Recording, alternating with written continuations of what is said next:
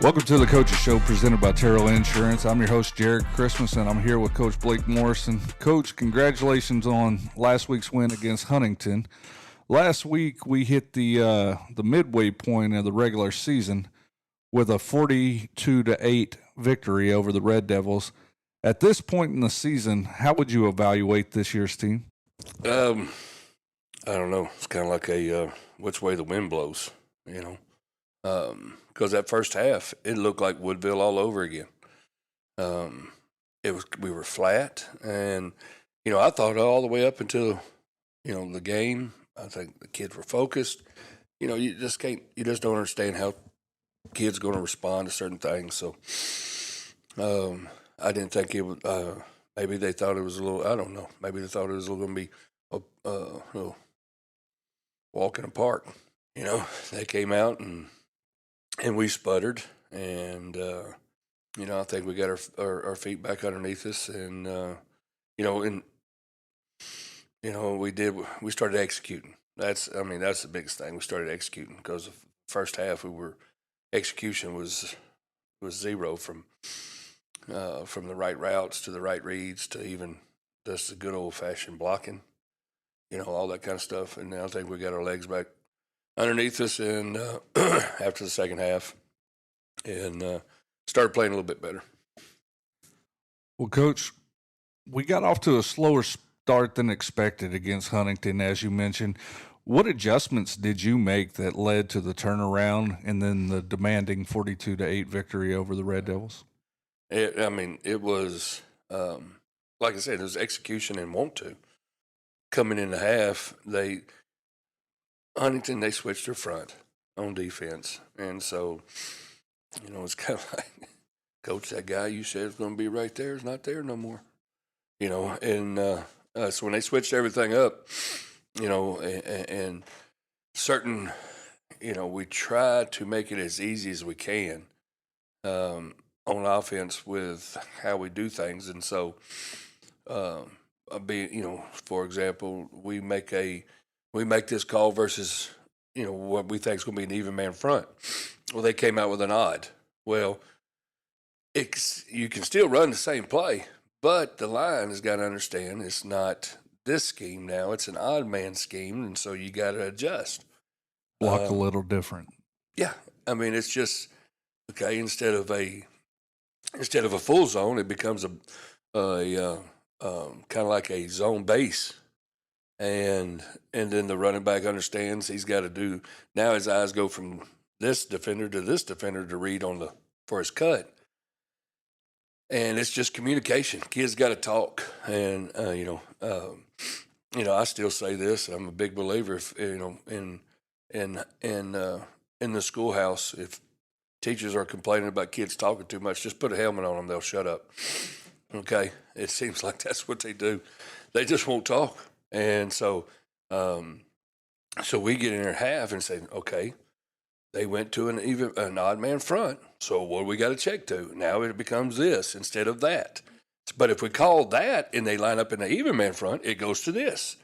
And, and you can see the wheels turning, but at the same time, it puts, we've got to be pretty close to, on certain things. So to help especially some of these young ones. But like I told them, I said, we're almost 10 weeks into this thing, and we're still messing up on the small little details. And I said, guys, it's not that it's because it's all about want to. That's it, and so, but it is a work in progress. Well, how important was last week's district win for the confidence of this team as they move on to this week's matchup against Westwood? It was big. I promise you that was a big game for us. To get a district win, okay, and the goal is, of course, when you set goals or whatever it may be, there's kind of like it's kind of like golf. It's called etiquette. let the fast people go if you're slow. Don't do stuff on greens, fix your divots, all that kind of stuff. Well, it's the same thing, and it's it's the same principles. Okay, so we want to win district. Okay, that's every team in the state of Texas has those. It's kind of like I guess it's not so much goals; it's almost like rungs in the ladder. Okay, and so get your first district win. Okay, district championship, playoffs. All right, those are all part of it, and so to get that first one was big. All right, and now these week we don't look ahead to a lot of things, but these next 2 weeks we're about to play pretty good competition, and so to get that one, and let's go and see where we fall. Okay, go play and these next 2 weeks and see what happens, because these next 2 weeks we're going to be dogs. So it was huge for us to get on, to be able to get on the first rung of the ladder. You know what I'm saying? Because if we're still sitting on the bottom right now, it wouldn't have been good. So that was a big win for us. Well, Coach, we're sitting 1-0 in district play with a tough opponent in Westwood this week. This very well could be the game that determines the district championship. So how do you stress the importance of this matchup to the team so early on in district play? Yeah, we're going to take this as, yes, we don't put anything bigger on the game than what the game really is. So, all this is the next opponent. All right, for us, that's how we go into it. Every game we preach, every game we play, we preach that it is a very important game. But at the same time, the sun's going to come up tomorrow and we're going to have another one. Okay, what's going to happen is sooner or later it's all going to be on our shoulders. So right now, this game is it's a big game because it's the next one, and Westwood, a highly ranked football team that's got a exceptional quarterback. Probably one of the best ones in the state, maybe the whole country. With his speed, with his arm, with his just how he runs the offense. You'll see. There's no panic in him hardly at all. It's good size, strong. Yeah, he's got all the intangibles. He really does. And then, so yeah, you can have somebody like that, but his surrounding cast is pretty good too. So, it's they always talk about good players. Good players can be beaten. Adrian Peterson went 2-8. So, but this guy's got a pretty good cast, and what they do with him on offense, it really it fits what he is. Okay, if you had somebody that could run the veer, run the veer. But the way he's doing it, what they're doing over there with all their people, it puts defenses in a bind, and because you got to pick your poison. You got to be good enough in the run, but also be able to handle the matchups in the passing game. So it's going to be a good contest. It's going to be a good challenge for our kids. And then defensively, they're a good football team on the defensive side. They do things right. They line up. It's just you got to beat the guy in front of you. So it's we really got to take advantage. We got to do some ball control and things like that, and try to steal some possessions and against these guys tomorrow night. Westwood has proven to have a high-scoring offense, as you mentioned. What do they do well that you've emphasized to your team in the preparation for this week? And what do we have to do defensively to minimize their offense? Throw the ball well. Okay. Quick game, RPOs, vertical game,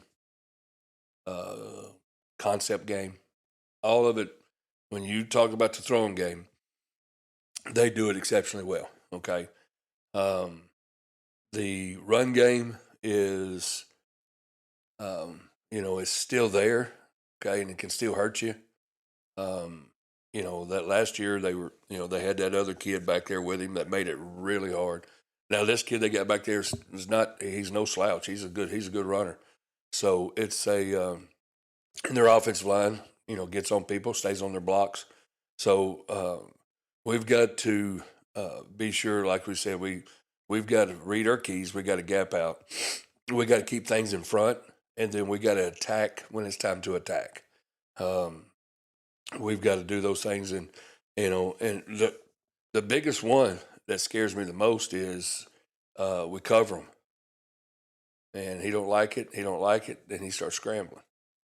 When he starts doing that, that's whenever the game breaks down. Okay, that's whenever athleticism takes over, and he's pretty good at that. Okay, I ain't seen him on the ground much at all. Crockett got to him, about 2 or 3 times, and they ended up getting him on the ground. And it was more him just in the pocket, and they just kind of just collapsed him in there, and because he will sit in that pocket and just sit there, and or if he don't like it, when he don't like it, he gets out. I think every time he's gotten out, there's either been a touchdown or a big play, like maybe a chunk play, 15, 20-yard scramble. I saw him on film. It was 4th and goal, they got a penalty and another penalty, so I think he was back at the 25-yard line. And I'm sorry, it was 4th down, and they needed to get to about the 10 or the 15. And he goes first read, don't like it. And he goes to second read. He rolls out of the pocket. Okay, everybody's chasing him. He ain't looking at them. He's looking down the field. Avoids another guy. Then he starts taking off, and as he's taking off the line of scrimmage, he's still looking down the field. And then he gets to the line of scrimmage and pulls it down and goes. And I think they tackle him. They marked him right at the stick, and they said they turned it over on downs. So he probably rushed on that for about 30 yards. So, that play right there, okay, as a defense coordinator, you look at that and you go, oh, goodness gracious, because the side he scrambled, they went a vertical concept. So you got people 35, 40 yards down the field by the time he gets outside on that. And he can easily make that throw. Oh, he can. I've seen him from the left hash. Fake the run to his left, flip his feet around, and throw it to the bottom of the numbers. Okay, and the ball got there like that. Arm strength. And so you do that, you're thinking, oh, okay, goodness gracious. A lot of times we see certain quarterbacks, we can react to the ball and get there. This guy's he's got ball speed, so it makes it tough. You got to play disciplined football then. Oh, we do. We got, and like I said, their surrounding cast. His little brother plays, and his little brother is an inside slot receiver, and he is quick. And then they had a move in that came in from Houston. That kid he might be the fastest kid on the field. Then they got, Diboll, number 8, who's been there as long. He's a senior now. And, he's a big, strong kid that plays outside receiver. Then he comes down and plays outside linebacker. Okay. So, he's a football player. Okay. Good football player, strong kid. And then the other outside receivers, they've had some injury bugs here and there, but I think number 0 Carter is going to be out there, and he's quick, and he's a good, he plays corner, all that kind of stuff. They've had some bobos here and there, and they've had so many weapons that take a break. They won't even dress them, and still got. You still got 3 weapons. and even their fifth or sixth guy still's got foot speed. So, and the running back's a big thick kid, and then the offensive line is led by the senior number 72. He's been there a long time. So, I've seen him for 4 years. So, I mean, just the same thing with Diboll. So those guys are they're a good football team, and they're going to put pressure on us defensively big time. Well, Coach, Westwood has surrendered an average of 26 points per game. How will y'all attack their defense, and have you seen any vulnerabilities in their defense?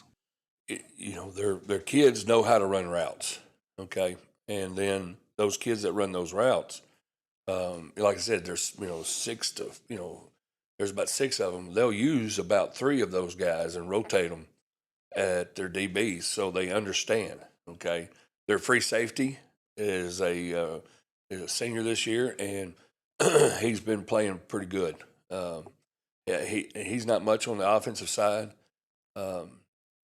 but he's back here at the free, and he does a really good job.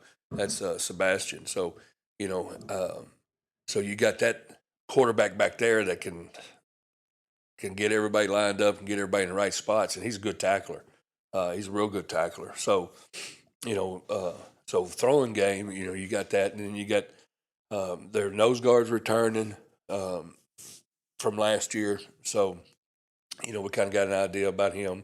And then they took number 8, like I said, and put him as a strong side backer. And then they still have their weak side outside backer that runs in as also their H. So he's a returner. So what they got is the interiors with some young kids, or the experience they got is 6-7 games. So what we got to do is, like I said, it's got to be ball control. We got to be sure that we are doing what we're supposed to do with the O-line. Okay, take what the defense has given us with a throwing game, and can't turn the ball over. So we really got to do a great job of being sure that no negative plays, can't start behind the sticks. Okay, we can't do any of that stuff. We got to be sure that every play is positive, and so that's the mentality we got to have. We got to have positive plays every snap. Let that clock roll a little bit. Play our game. Have some patience, and then defensively, don't give up the big one. Make them work it down the field.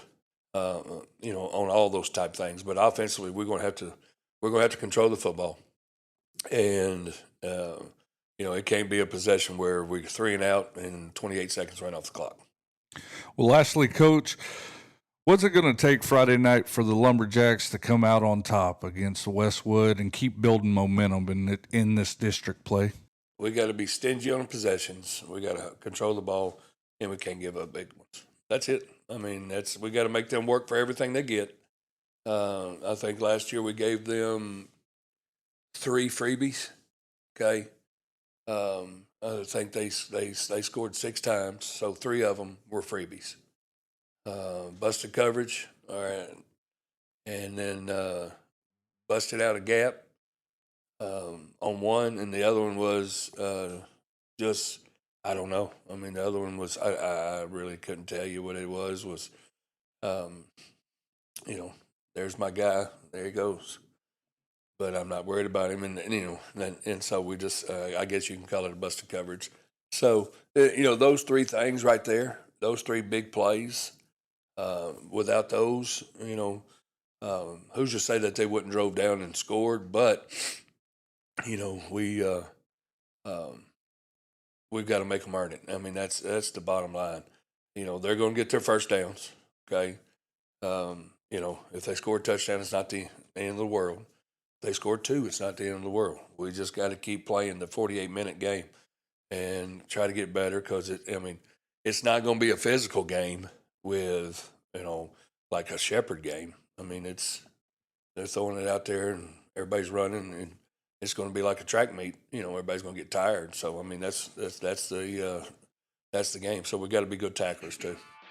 Well, Coach, we appreciate you coming in this week for the Coaches Show presented by Terrell Insurance, and we just want to wish you and the Lumberjacks good luck this week against Westwood. Appreciate it, buddy.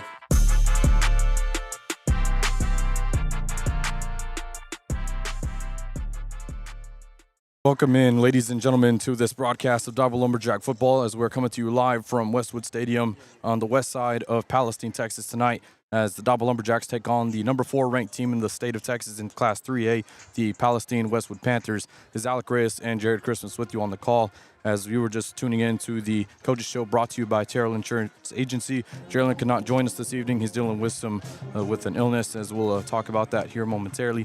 As Lumberjacks won the toss, and they're going to elect to receive this opening kickoff from Westwood. Jared, pleasure to have you with us. It's been a while since you've been on the broadcast with me, but good to have you back. Yeah, absolutely. I'm glad to be back in the booth with you guys. I've had to work the past few weeks, and so thank you so much for filling in, Alec, and just taking control of things. Like you mentioned, Draylen's been out with an illness the past 2 weeks, so we wish him well, but I'm ready for some football tonight, Alec. And just as we wish for it, Keevy Dill's going to return this opening kickoff from his own 11-yard line. Tries to spin out of a tackle, and he's going to be brought down at the 26-yard line. That's where the Lumberjacks will be setting up 1st and 10 as they're moving right to left here from Westwood. Yeah, sitting on the 26-yard line, for anybody who was listening to the Coaches Show, Coach Morrison, I spoke with him earlier this week, and he was excited to get out and start to develop some pace with this offense. As he mentioned, we just can't give up the big plays in this one. And as we spoke on the way here, Alec, on offense is where we have a real opportunity this week to do some damage to this Westwood Panthers.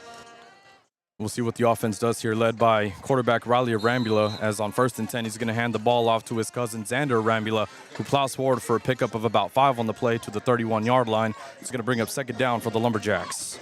Yeah, I love the way that Arambula runs the ball. He puts his shoulder pads down, runs behind them, and just churns his legs for a good little 6-yard gain there. Coach mentioned to me earlier this week how, in this game it's going to be a matter of game control and just get 3-4 yards every single play. So on 2nd down, they're going to call Xander's number. Once again, he's going to break free, and he's going to be brought down at about the 44-yard line for a really good gain on the play and a 1st down for the Lumberjacks. Great job by Arambula. He was running left, saw a cutback lane to the right, just took advantage of it. Great job by the offensive line as well to stay on their blocks and continue to just have their way kind of with this Westwood defensive line. As I spoke with you earlier this week, Alec, we talked about this defensive line and how they're a young group. They look big, but they're a young group, so that might be something that we can exploit today. And they'll go back to the run game with Xander Arambula making a cut inside and back outside into Westwood territory to the Westwood 40-yard line for another 1st down for the Lumberjacks, going back to exactly what you were just talking about, Jared. Yeah, I don't expect to see much else than this until Westwood proves that they can stop the run. I mean, Crockett put up 30 on them doing this exact same thing, and so I would expect you to see multiple runs to the inside, even though Arambula bounced that one outside. It seems to be part of their weakness. They have some seniority and some experience on the outside, so we may see a few quick passes, but I would expect us to go back to the run again here. And that is exactly what the Lumberjacks will do on 1st and 10 as Xander will plow forward for a pickup of 2 on the play to bring up 2nd down and 8 from the Westwood 38-yard line. Yeah, short gain there. Looks like Westwood's going to be adjusting, and they're going to do everything that they can to try and stop this run. That's when you're going to start to see some things out in the flats. Short, quick passes start to open up, and hopefully Riley can take his time, step back, make a good throw. Looks like we're going to have a timeout right now or a game clock situation going on as the refs call blow the whistle here. So we'll see what the stoppage in play is as we'll go ahead and get play resumed. As the Lumberjack offense, as we mentioned, Riley Arambula is the quarterback, Xander Arambula's cousin is the running back. Your receivers on the field are Aiden Morris, Keevy Dill, Jackson Taylor, and there was some early movement up front and just going to come back 5 more yards. Yeah, it's going to be a false start on the Lumberjacks. Number 71 there just got a little antsy, wanted to go ahead and get ahead of his block and really seal off get to that next level and seal off that linebacker, and just got a little jumpy there. Got to settle down. You know as well as I do, Alec, that in the past the penalties have been an issue for us. They've hurt us, and so if we can minimize those tonight, it's really going to help. So after the penalty, the ball's going to be spotted back at the Westwood 44-yard line. First 15 situation here for the Lumberjacks, as they'll go ahead and hand it off to Xander Arambula once again, and he's going to get back up to the 41-yard line for a pickup of 3 on the play to bring up 2nd down and 11 to go for the Jacks. I know it doesn't sound like he had a very good gain on that one, as it's 3rd down and 11, but that was a really good run by Arambula. He was kind of stopped in the backfield momentarily, was able to shake loose of a couple tackles. Right here, I would be looking at some sort of pass play, possibly even a screen play coming out of the Lumberjacks here, as we have 3rd and 11 sitting on the 39-yard line. 3rd and 11 for the Lumberjacks at the Westwood 41. 2 receivers set left, 1 on the right for Riley Rambley. He's dropping back to pass, roll to his left. He's going to connect with Jackson Taylor, lowers the shoulder, and he is going to be brought down right at the yard marker at the 29-yard line, and it's going to be a 1st down for the Lumberjacks. What a play there by Jackson, just to understand and know where he was on the field. I mean, when he caught that ball, he was still 4 or 5 yards short of the 1st down marker. And as the Westwood Panthers started to close in on him, he just lowered that head and made sure that he got the extra yardage needed for the 1st down. So great play there by a senior. Lumberjacks looking to continue to move the ball here in their first series here in the first quarter of action, and Xander Rambula will get his number called once again. Plows forward to about the 25-yard line of Westwood to bring up 2nd down and about 6 to go here for the Lumberjacks. Yeah, nothing fancy here tonight, Alec. Just lining up in our base offense here with the shotgun set with the tight end to the right, a couple guys spread out wide, and just really having their way with this defensive front from Westwood. As I mentioned, that's a younger front. They're big kids. They're going to be really good in the future, but they just don't have the experience, so we need to keep exploiting that. And that's exactly what they're going to do. Is Xander Rambula somehow breaks some tackles, and he's going to be brought down in the red zone right at the 20-yard line. He may have just enough for the 1st down, or they may mark him just short. Looks like they're marking him short, and it'll bring up 3rd down and 1 for Diboll at the Westwood 20. Yeah, a little short there, but the one thing that we're able to do with this running as we continue to run the football is that we get to chew up the clock. As Coach mentioned in the coaches show during the pregame, they have a really electric offense. That's not somebody that you want on the field, and so we really just want to tire out this defense and continue to play our type of football. And before we can get anything going, Riley Rambula will line up under center, and then a flag thrown from the umpire as it's a false start called on the Lumberjacks. So this will be a 3rd and 6 situation for the Lumberjacks at the 25-yard line. That's absolutely the last thing that we needed. I mean, we had 3rd and 1, now we have 3rd and 6. So you move from a short run situation to possibly a passing situation. I'm going to be interested to see here what Coach Taylor and Coach Schmo go with as they look like they come out of the huddle with a quick snap here. And before we can get anything going, a timeout is going to be taken by Coach Morrison and his Diboll offense. As to round out the rest of the Lumberjack offense, the H and tight end on the field is Eli Terrell. The left tackle is Micah Ibarra. The left guard, Andres Montoya. Your center is Christian Prieto. Right guard is Michael Villanueva. And the right tackle is the senior, Cade Jordan. That rounds out your Diboll Lumberjack offense as they're facing a 3rd and 6 situation here from the Westwood 25-yard line with 5:49 left to go in the first quarter of action here at Westwood. So we're really seeing an impressive drive so far for the Lumberjacks, but we really got to get this 1st down here to keep it going. Yeah, like I mentioned before, it was very unfortunate. We were sitting 3rd and 1, had the penalty that backed us up now to 3rd and 6.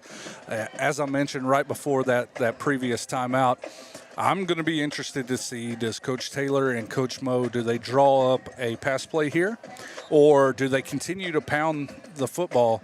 I mean, you are in 4-down territory over here as we're sitting on the 25-yard line, and so you have 2 plays to get a first down, the 3rd and the 4th down play. And so I'm going to be very interested here to see what they draw up, and hopefully we get this first down. It's going to be 3rd and 6 for the Lumberjacks on the 25 as they break the huddle. They're going to go with the tight set with Riley Rambula under center. It's the old school wing T set, and the ball's going to be handed off to Ty Jones, who lowers the shoulder, but he's going to be 2 yards shy of the first down marker. It's going to bring up 4th down and decision time for Diboll. Yeah, I think that they're going to go for it. I mean, if you come out and you go with a run on the 3rd down, as I mentioned, you know that this is 4-down territory. They're sending Rambula back out into the huddle, so that's definitely what they're thinking as well. I thought that was going to be a little bit further of a run. Unfortunately, it wasn't, but here it is, 4th down. 4th and 2. The Diboll's going back to that same look as before as Ty Jones breaks a tackle, but he's going to get bottled up for another loss in the play, and it's going to be a turnover on downs for Diboll. And here comes the vaunted Westwood offense. Yeah, unfortunately, there on that last play, whenever you have that tight set like that, no receivers out wide, they're all in tight.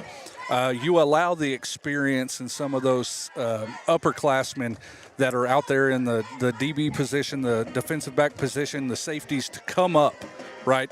And you're allowing them to make plays. I like the play call there, going again with the tight set. I don't know what their package exactly is. I would have liked to have seen a Rambula in that situation taking the handoff, but you live, you learn. It's first down for Westwood, and defense has got to step up here against an electric offense. So Westwood's going to have the ball on their own 22-yard line. It's going to be handoff to the running back. He's going to be plowing forward for a pickup of 2 on the play. It's going to bring up 2nd down here for the Panthers, as getting the carry on that one is Alex. Can get a name on that, Alex Blanton. Yeah, they're going to run a hurry up here, looks like. But before they can get the play going, a flag's going to be thrown as there's early movement up front from the Panthers, so that'll back them up 5 more yards. Yeah, that was a lucky break for us. They came out of the huddle very quickly trying to get up on the ball and just surprise Diboll's defense there. And with that, looks like it's going to be a false start, going to back them up. Very fortunate for us that we had that, because as we mentioned, Alec, this is a very explosive Westwood offense. One of the best quarterbacks in the state, if not the best quarterback in the state. And so we really need all the help that we can get, but we also have to contain them here on 2nd down. 2nd down and 11 for Kavian Bryant as he drops back to pass. He connects with the receiver, and bam, he's going to get bottled up. And the pass is going to come up incomplete to Carlos Sanchez on the coverage and on the hit. And then the receiver is slow to get up. That's Caden Bryant, the freshman receiver, and the little younger brother of Kavian Bryant. And it'll bring up 3rd down for the Panthers. Yeah, that's a duo that Coach Morrison was talking to me about earlier this week, about how those two connect really well and how his brother will line up in a slot receiver position, and he's a real threat. So that's somebody we're going to have to continue to watch out for as the game progresses. 3rd and 12 situation for the Panthers. Ball on their own 20-yard line. It's a spread set. Twins on both sides. Kavian Bryant dropping back to pass, and he's going to connect with his receiver, who makes a move around the end. He's got a blocker in front of him, and he's running down the sideline, but he's going to be brought down at the opposite end of the field by Ricardo Garcia at the Diboll 20-yard line. Huge pickup on the play, and it'll bring up 1st and 10 for the Panthers. Very, very unfortunate situation there, Alec, because we had the guy covered, and it looked like 2 of the defenders, as they went in to tackle him, just kind of collided with each other instead, and he was able to squirt out. This Westwood offense is a spread offense for a reason, and they really like to get their playmakers out there in space. So Kavian Bryant with the RPO pass to his younger brother, and he's going to get bottled up for a loss on the play. Guess who on the coverage? DeCarlos Sanchez. That's twice now that they've tried to go with the quick pass to Bryant, the Bryant to Bryant connection there, and DeCarlos Sanchez has just sniffed it out each time.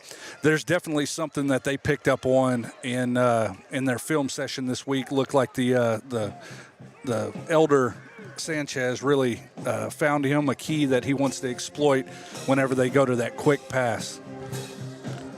So after the loss on the play, it's second down and about 15 to go here for the Panthers with a trip set to the right, one to the left for Kavian Bryant, the junior quarterback, who's just going to keep it himself, running around Barrett Price, and he is going to get pushed out of bounds by Ricardo Garcia back to the 20-yard line. So the original line of scrimmage on that one is going to bring up 3rd down and 10 for Westwood.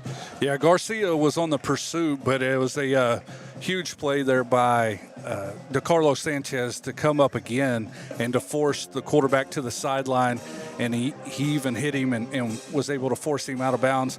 As I mentioned, Westwood goes with the spread offense, and for that exact reason there, Alec, they like to spread people out, give their quarterback time to make plays, because not only can he throw it, he can run it as well.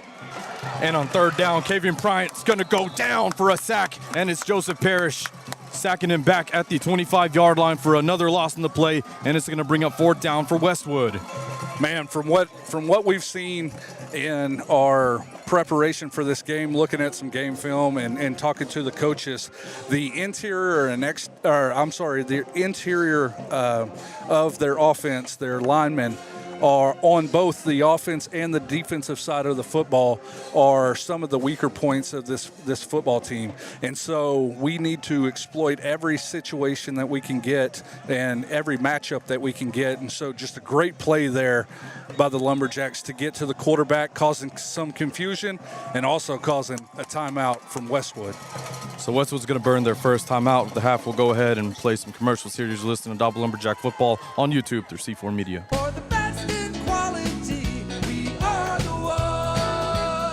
America loves a winner. The proof is in our fascination with sports. In the years since Terrell Insurance Agency has been here, we've witnessed 25 World Series championships and Super Bowls. It's a fact that good teams come and go. A team that wins it all one year might finish at the bottom just a few years later. At Terrell Insurance Agency, we pride ourselves on our stability. Through all the years, we've been able to say we are the one, through the good times and the bad. You can count on us. That's a promise from our family to yours. Terrell Insurance Agency, 902 North Temple Drive. Let me set the record straight for a minute. Hate, I get it. Say it with them. I don't give a I'm cool. So right now we're looking at a 4th and 15 situation for Westwood from the Diboll 25-yard line, as Joseph Parrish came up with a huge 3rd down sack to put the Panthers in a 4th down situation. But it looks like the Panthers are going to keep their offense out on the field and go for it. Yeah, the Panthers know that they have a very explosive offense, and like Coach Morrison said, we've just really got to minimize those big plays. Big 4th down here coming up. So Kavian Bryant's going to bring his receiver in motion to double set on both sides. Bryant dropping back to pass. There's a holding call that's not getting anywhere. Bryant just dancing around, and he's retreating back to the 40, and he's just going to heave this one deep. He's got a man wide open, and he's going to catch that touchdown, Westwood.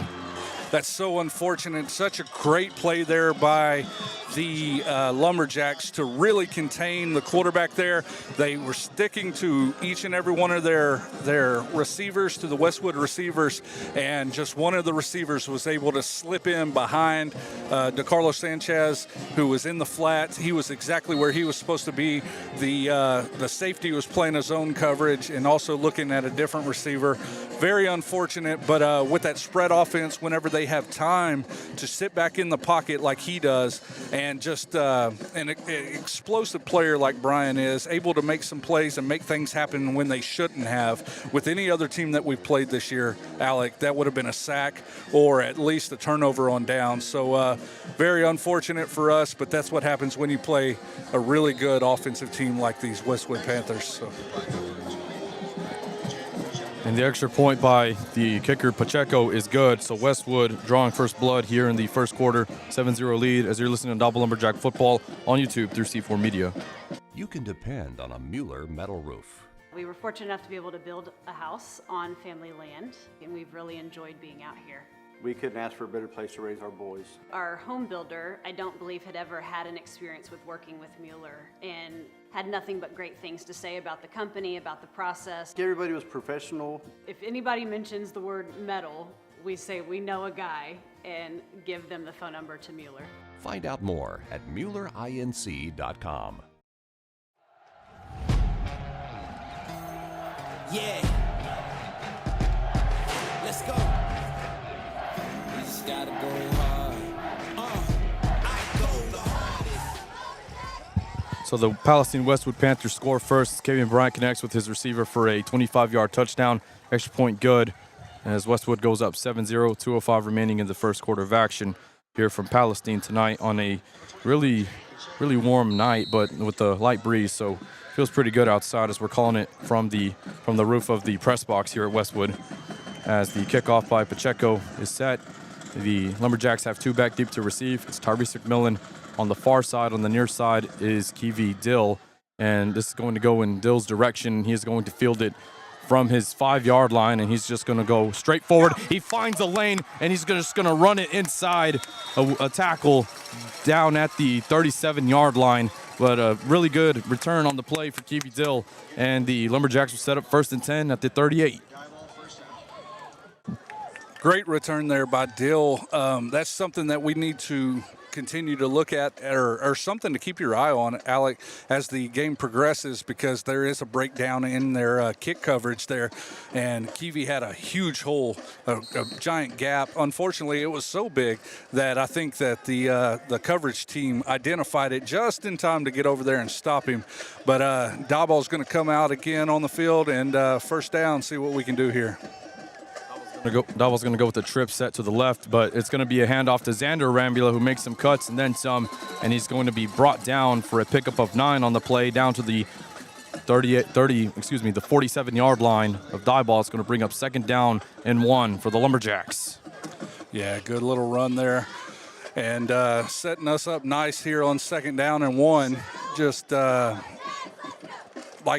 I've mentioned multiple times on the first drive, just continue to pound that rock until they force you to throw the ball. So.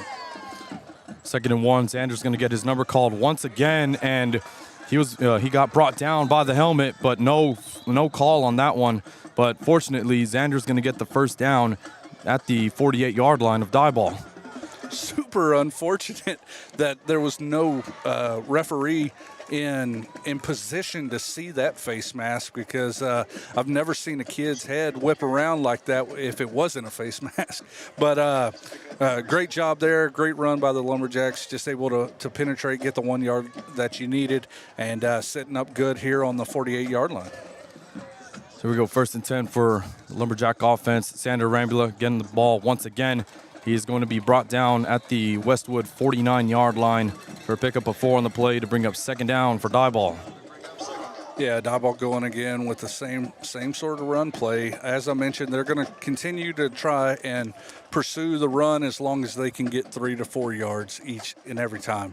I'm going to be interested to see kind of how Coach Morrison, Coach Taylor mix things up as the game progresses, if they start to go to those quick passes more, or if they continue to just run the ball downhill and force Westwood to stop them. 2nd down and 7.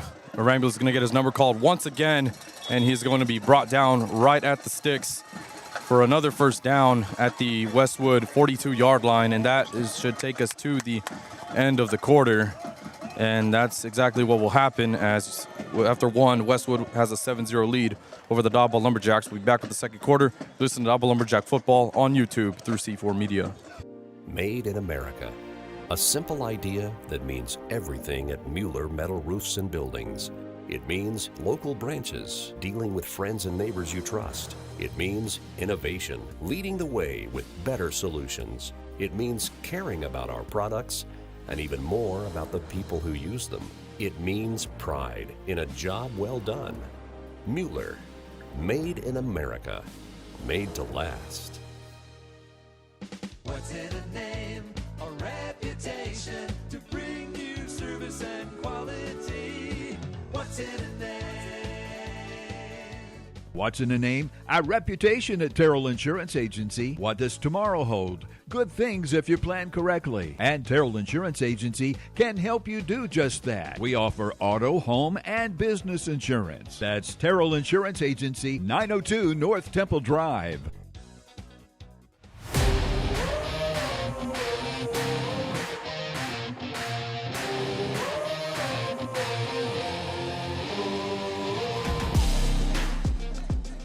Shout out to our listeners who are engaging with us on the live chat on YouTube, as Brandy Marketel has commented tonight, as well as Jim Morrison, and none other than the Diboll legend himself, Zach Phipps, who's listening in to his younger brother, Aaron Robbins. So we'd like to thank all of you for listening in as we get the second quarter started with the flip in the field. Lumberjacks moving left to right now, as on first down, Xander Rambula gets his number called once again. He's bottled up for no gain on the play to bring up second down. Yeah, no gain there by Rambula. Lumberjacks just going back to the same exact play over and over and over again. They're running a tight end or full back over to the left-hand side, running left heavy. And then Rambula, they're just kind of allowing him to take the ball and be patient, look at what the defense gives them and find any gap that he can, and then just make a play. So second down here for the Lumberjacks. Second down, they're going to hand the ball off to Xander once again, and Xander's going to pick up about a gain of 1 on the play to the Westwood 41-yard line. It's going to bring up a 3rd down and 9 situation here for the Lumberjacks. Yeah, these are the situations where we're going to find out kind of what the game plan is, right? First, you're going to force them and see how they're going to react to you continuously running the football. Here, I would expect some kind of either short slant route to like a little slot receiver like Dill, or possibly even a little screen here on 3rd down and 10. But we'll see what we do as the Lumberjacks come out of the huddle.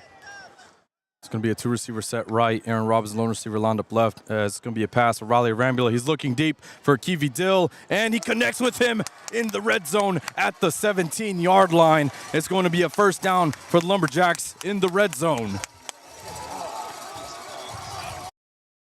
What a play there by Kiwi Dill. Just playmakers make plays in big-time situations, and Kiwi right there, right on the edge of the sideline, was able to reel that ball in, keep his feet within inbounds, and great throw there by Rambula to hook up with Kiwi Dill. That wasn't exactly the slant route that I was calling for, but great job there by the Lumberjacks.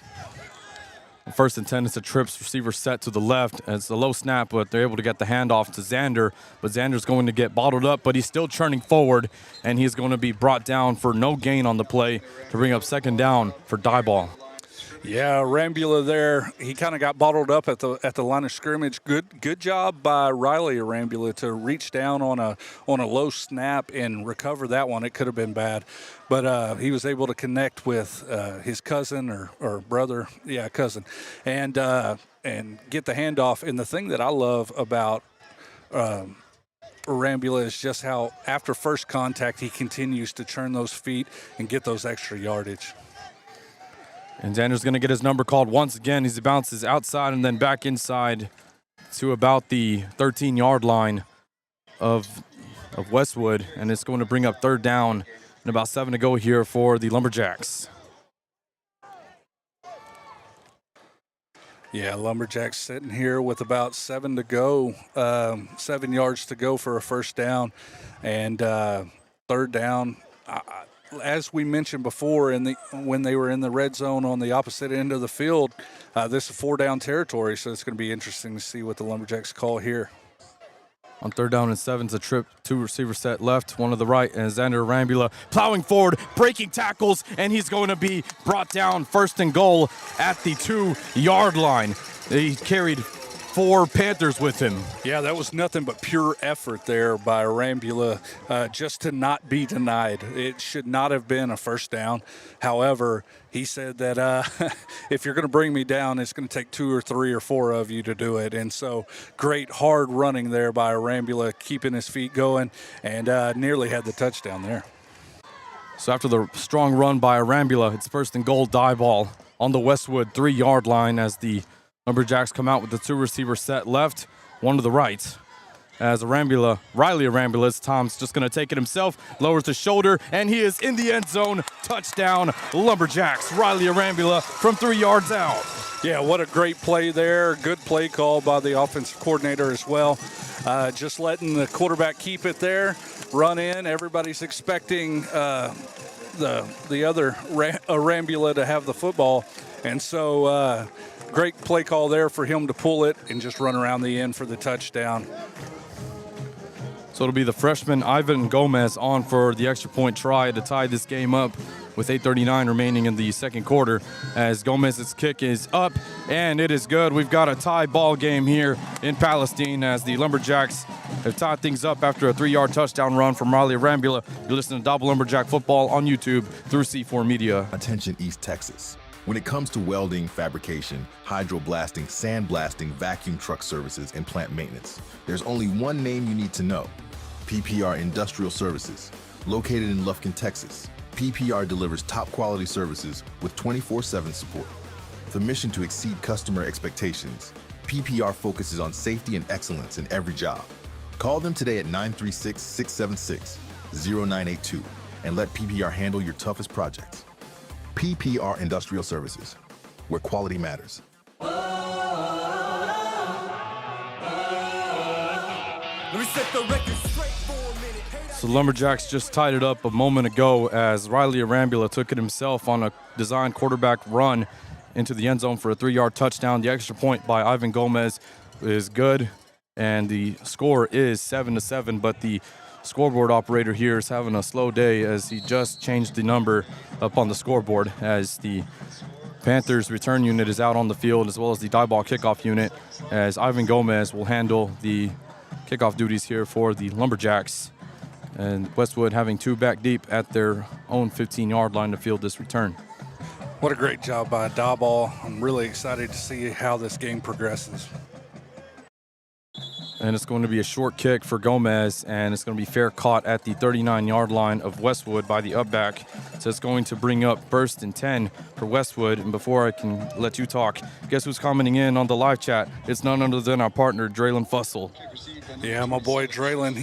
I got to speak with him this week. Unfortunately, he's been out with an illness, been in the hospital a few times. So great to hear that you're listening in, Dre. Hope you're doing well, buddy.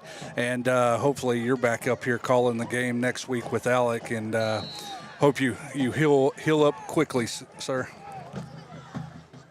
So we appreciate you, Draylon, for listening in. We hope you feel better soon, as on 1st and 10 for Westwood from their own 39-yard line.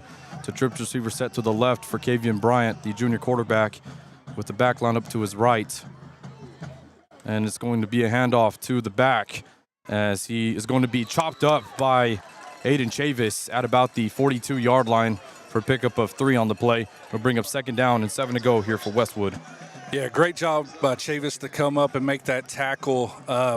Westwood trying to go with a little trickeration there on the last play with a tight set, then motioning out into a spread. So, and then on 2nd down, they're going to go quickly here, and it's going to be another run up the gut down to the Westwood 48-yard line. It's going to bring up 3rd down and 1 here for the Panthers, and they're going quick. Yeah, they're going extremely quick, especially on a play where you see Eli Terrell get up limping, so they're going to try to exploit that. And they're going to call the running backs number 5 down to the Diboll 47-yard line. It's another 1st down for Westwood, and again, they're going hurry up. They're running no huddle and a hurry up.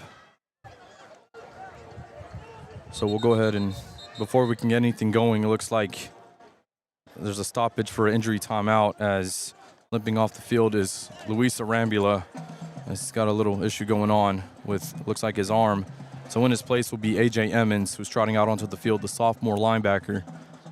The Lumberjacks, to defend this Westwood offense, they've shown 2 different looks defensively, a 4-2-5 look and a 3-3 stack. They're going with the 4-2 defense here in this situation. It's 1st and 10, Westwood on the Diboll 47-yard line. And it's going to be a reverse pass for Kavian Bryant. He's got a man wide open at the 32-yard line. The coaches are saying incomplete, but the line judge saw differently, and it's going to be a 1st down. But it looks like the other referee is saying incomplete.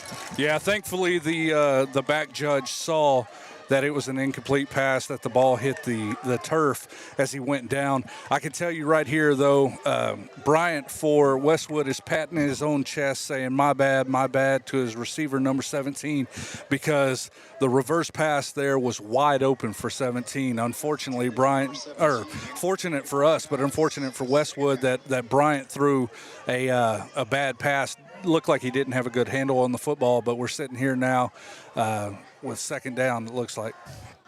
So it'll be a second down and 10, but Bryant going quickly is going to connect with his target, Markel Morrow, down to the 22-yard line of Diboll, and another big chunk and another first down for this offense, and they're going quick.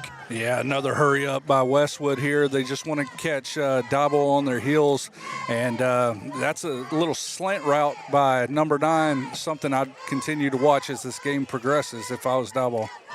Sent the backfield look for Bryant on 1st and 10 as he tries to evade would-be tackles, and he's dancing around in the backfield. There's a holding call on Barrett Price, but nothing going. Westwood still dancing around, and Kavian Bryant still making things with it, and he breaks the tackle from Kamari Williams, and he's running down the sideline, but there's a late flag on the far end of the field.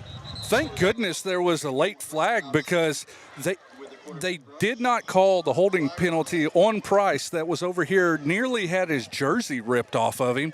I mean, if I could see it from the top of the press box up here, you would think that one of these referees could see it right in front of them, but they didn't. Thankfully, we got the flag late, and hopefully it's going to be against Westwood and back them up.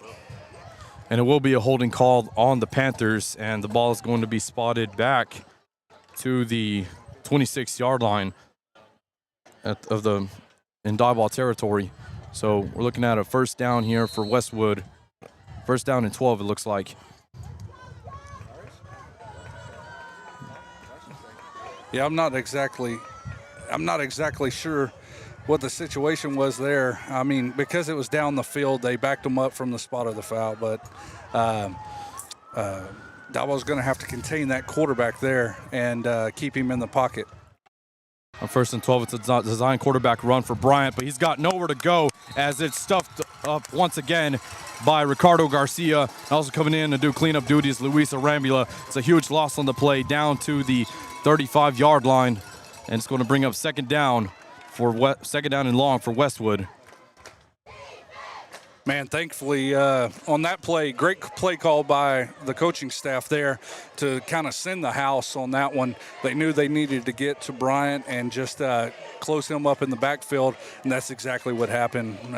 Great job by the coaching staff there. So they spotted the ball at the Diboll 29-yard line, as that's where he got the initial contact there. It's a double receiver set on both sides. Early movement from the receiver wasn't called, and Caden Bryant bobbles it, and he is going to try and spin out of a would-be tackle, and he's going to be pushed out of bounds by Ricardo Garcia once again. It's going to bring up 3rd and long here for the Panthers.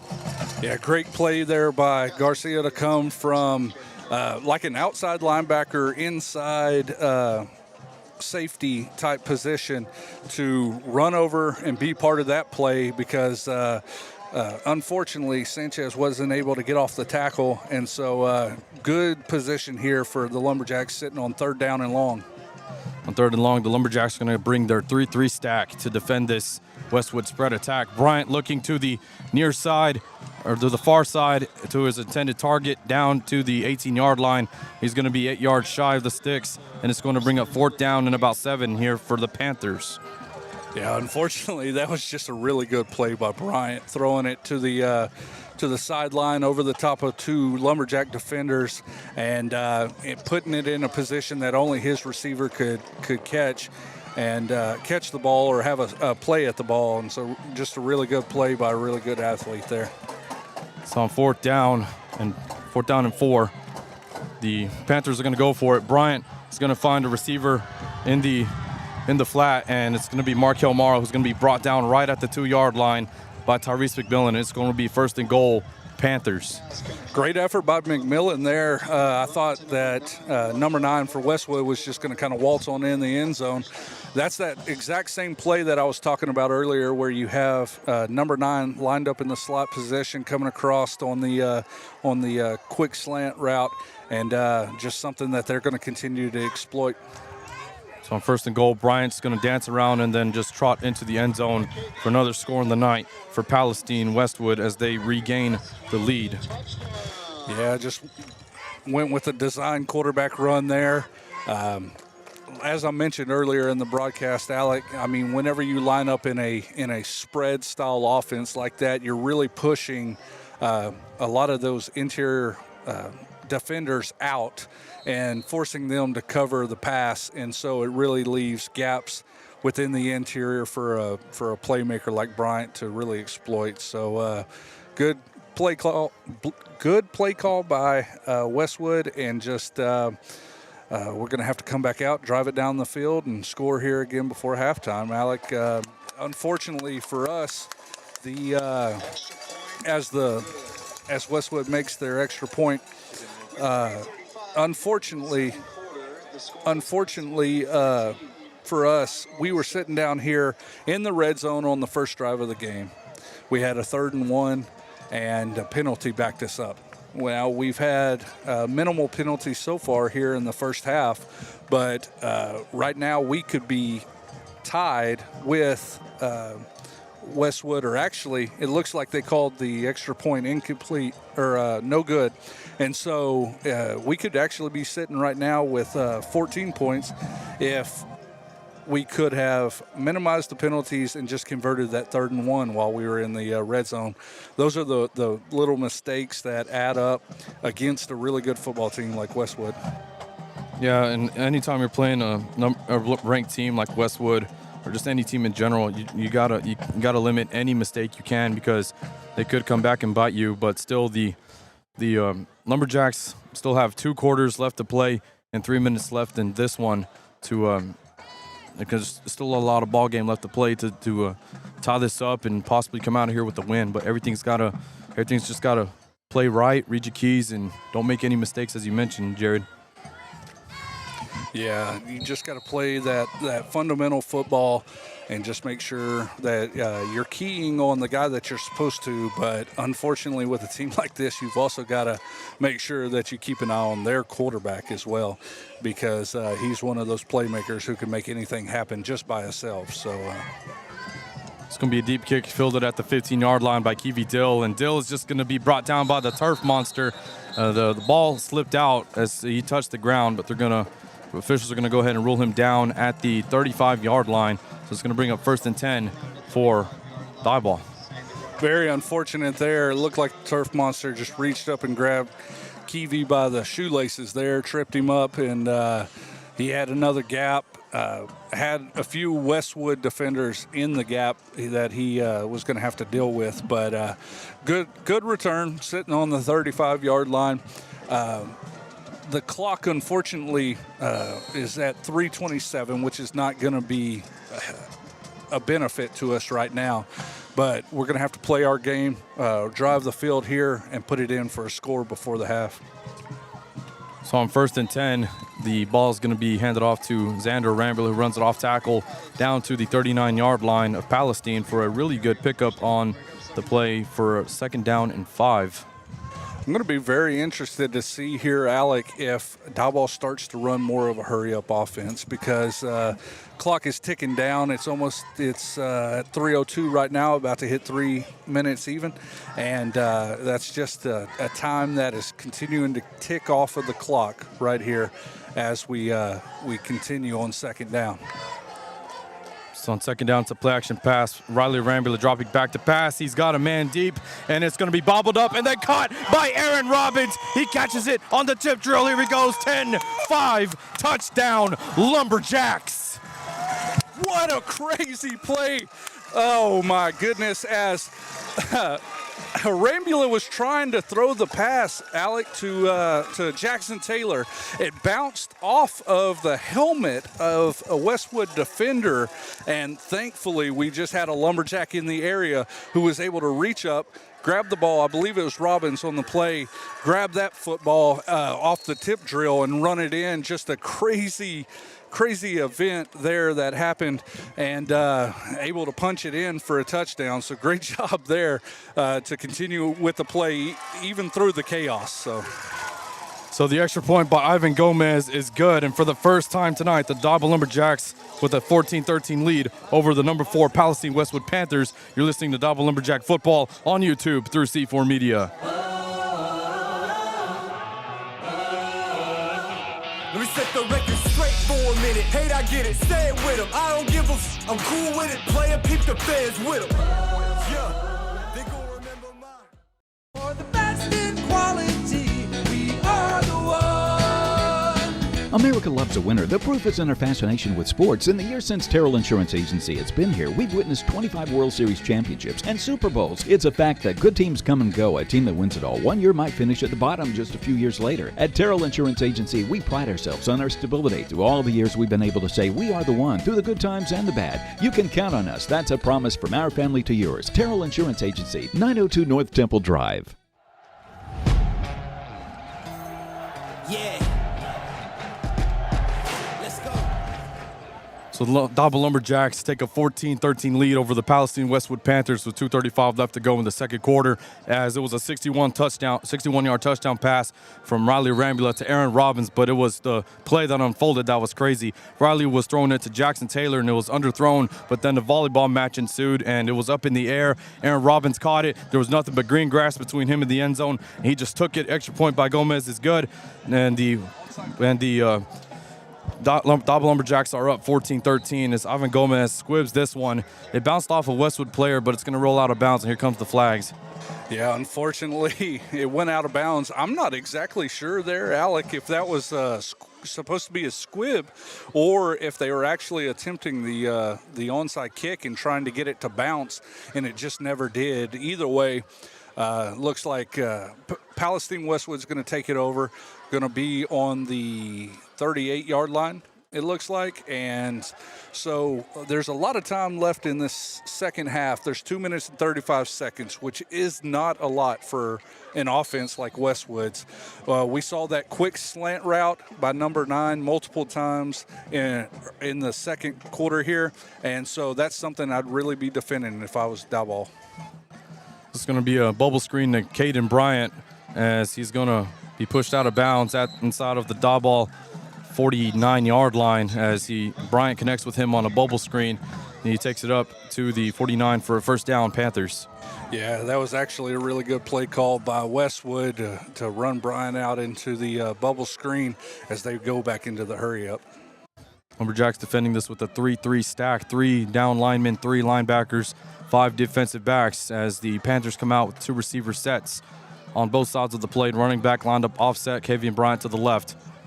Bryant with a 3-step drop. He's looking to his right, and he's stepping up in the pocket, and he's directing traffic, and he's going to connect with his receiver at about the 30-yard line for another first down on the play for Palestine-Westwood. On the target that time was Tristan Lipscomb.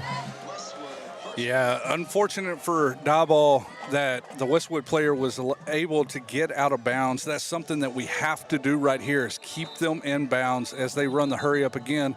Looks like Diboll is going to call the timeout here to kind of slow the game down, slow the pace of this game down, and allow these defenders to kind of regroup. And Mo's going to be able to talk to them here and kind of give him a little more explanation as to what he's seeing. But one thing that we absolutely have to do here, Alec, is keep them in bounds. Also, we've got to get a little more pressure on that quarterback, right? He's able to sit back there in the pocket and kind of pick Diboll apart.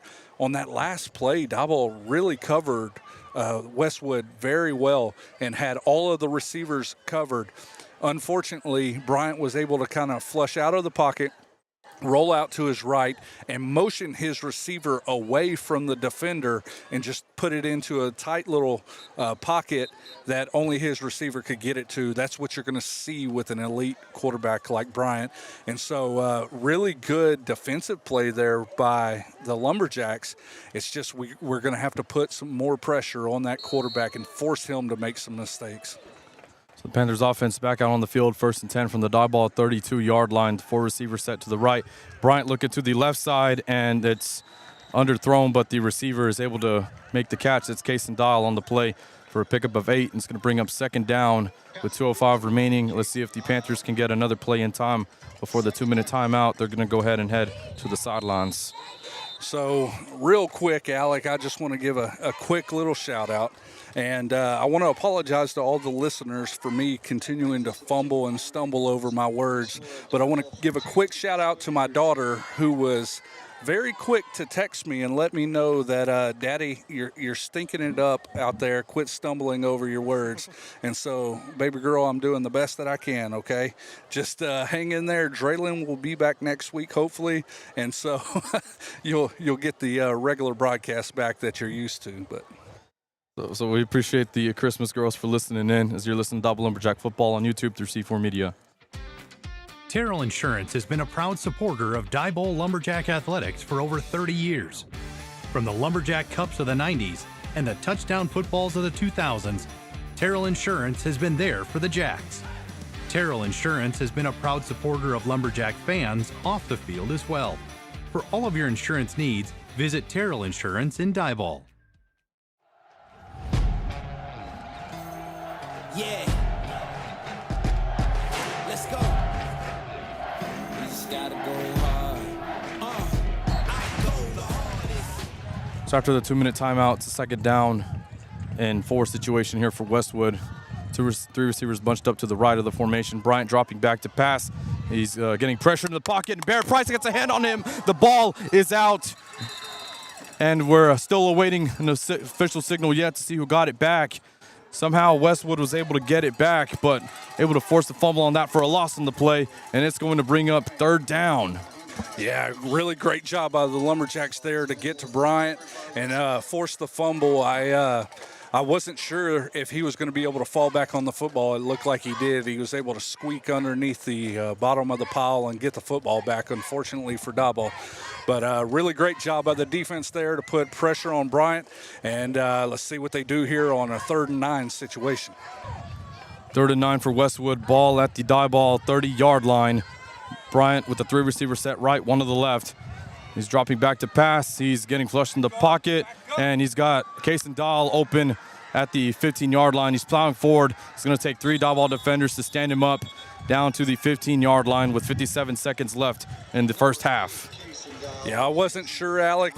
Maybe you can tell me, was Diboll able to keep him in bounds there? Yeah, it looks like they were. The clock is rolling now. Yeah, that's great. Keep that clock rolling, and hopefully we can force Westwood to make a mistake here and keep them without scoring here late in this second half. So it's going to be a handoff once again to the running back, who's just going to lower the shoulder, and he's going to be stood up at the 4-yard line, but it's going to be a 1st and goal here for Westwood. Yeah, clock running again. I would expect Westwood to line back up, see how Diboll's going to line up on the defensive front and then call a timeout. But they're used to running this hurry up, so they may go ahead and snap it here. We'll see what they do, Alec. And they will, as it's going to be Kavian Bryant calling his own number, and he loses the ball, and an offensive lineman loses it, and then Aaron Robbins comes up with the strip. Here he goes. He's got nothing but green grass in front of him. No flags. He's at the 30, the 20, the 10, 5. Touchdown, Lumberjacks. What a crazy play by Robbins there, just to stick with it. 2 fumbles on the exact same play. Bryant was held up, stood up right on the goal line, able to strip the ball from him. Looked like the receiver for for Westwood was able to pick up the ball, came back in trying to get a couple blocks, and Robbins just making an absolute saving grace play there to strip the ball, caught the ball in the air, and then took it to the house for about a 98-yard return on the fumble there. Just great athletic play by Robbins and the entire defense. And that's Aaron Robbins' 2nd touchdown on the night. He's got 1 offensively, and he's got 1 defensively, as Ivan Gomez's extra point is up and good. And now our new score with 4 seconds remaining in the first half. Diboll Lumberjacks 21, Palestine-Westwood 13. Aaron Robbins doing it again tonight. Man, it's so exciting just to come out here and watch a team that they don't care what the rank is on the other side of the football field, right? They came out here to play tonight. If Westwood wants to beat Diboll, they're going to have to do it. They're going to have to put their head down and beat us. We're not just going to lay over and allow them to take this game. And so great heads-up play by the defense there. Great heads-up play by Robbins to see the opportunity to reach in and strip the ball from the Westwood receiver, and just great defensive play all the way around. So exciting to call this game tonight, Alec, and I'm excited to see what happens here in the second half as we're sitting 21-13 with 4 seconds left in the second quarter. As you said, 4 seconds left. Ivan Gomez just needs to boot this one deep, see if we can run the time off to go into the half up. So Westwood will receive the second half kickoff. As here goes Ivan Gomez. It's going to be a squib kick, fielded at the 48-yard line. Here comes a flag from the back judge. Yeah, it looks like we're going to be offsides there on the kickoff, and going to back us up here and force us to do it again, unless Palestine decides to decline the penalty, or I'm sorry, Westwood decides to decline the penalty, but we'll see what happens here.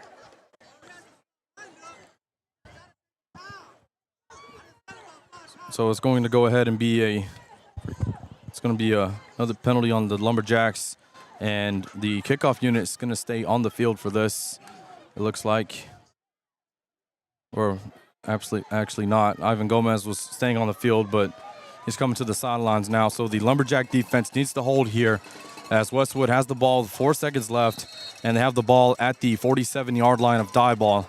We know Bryant can chunk it deep, so we got to defend everything between here and the end zone. But before we get anything going, looks like Coach Morrison's going to call a timeout to talk things over with the defense. Yeah, really good call there by Coach Morrison to take the timeout. You see the offensive front that they're planning on coming out in, and based on the film and the study that you've done leading up to this point, you're going to fix the defense that you feel like we have the best chance to stop them here. As you mentioned, this kid can really throw the football, Alec, and for most kids, a 50-yard pass is an unachievable feat. I'm not so sure that that's the case tonight, so it's going to be interesting to see just what Coach Morrison does as he calls Kiwi Dill in. Looks like he's going to put more of like a hands team out there to make sure that if the ball goes up in the air toward the end zone, a Hail Mary type situation, that we have some players in there that can jump up and bat this ball down and just put the more athletic players out deep and force Westwood to go into halftime down 21-13. So we'll see what happens here, and as both teams come back out on the field, and see if we can get any pressure on Bryant here as well, Alec. So here we go. They got six. Diboll has 6 defensive backs in to defend this play as Bryant's dropping back to pass. Here comes the pressure, and he's going to be brought down from behind, down at the 48-yard line. Guess who comes in to take him down going into the half? It's Kiwi Dill. What a decoy play there. Just a great situation. Looks like it was drawn up the entire time, because as Kiwi comes to the sideline, the entire team meets him out there to hit him on the helmet and pat him. And Coach Morrison as well, meeting Kiwi Dill out there. And just it looked like we were putting a receiver out there to run a hands type play, keep everybody in front of us, and have athletes out there to slap the ball down. But it looks like Coach Morrison had something else drawn up there as he sent Kiwi Dill on the blitz. He comes in able to connect. Nobody was expecting Kiwi to come in and on the blitz to reach Bryant there, bring him down. Just such an exciting first half. So our halftime score, it's the Diboll Lumberjacks with the 21-13 lead over the number 4 Palestine-Westwood Panthers. We'll be right back with a few thoughts from the first half. You're listening to Diboll Lumberjack Football on YouTube through C4 Media. Terrell Insurance has been a proud supporter of Diboll Lumberjack athletics for over 30 years. From the Lumberjack Cups of the 90s and the touchdown footballs of the 2000s, Terrell Insurance has been there for the Jacks. Terrell Insurance has been a proud supporter of Lumberjack fans off the field as well. For all of your insurance needs, visit Terrell Insurance in Diboll. Made in America. A simple idea that means everything at Mueller Metal Roofs and Buildings. It means local branches, dealing with friends and neighbors you trust. It means innovation, leading the way with better solutions. It means caring about our products and even more about the people who use them. It means pride in a job well done. Mueller, made in America, made to last. Attention East Texas. When it comes to welding, fabrication, hydroblasting, sandblasting, vacuum truck services, and plant maintenance, there's only one name you need to know: PPR Industrial Services. Located in Lufkin, Texas, PPR delivers top quality services with 24/7 support. With a mission to exceed customer expectations, PPR focuses on safety and excellence in every job. Call them today at 936-676-0982 and let PPR handle your toughest projects. PPR Industrial Services, where quality matters.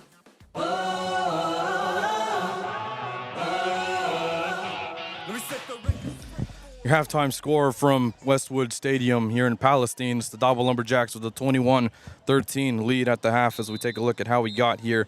As Kavian Bryant, the four-star quarterback with 26 offers, he took it in. He found a receiver open for 25 yards out.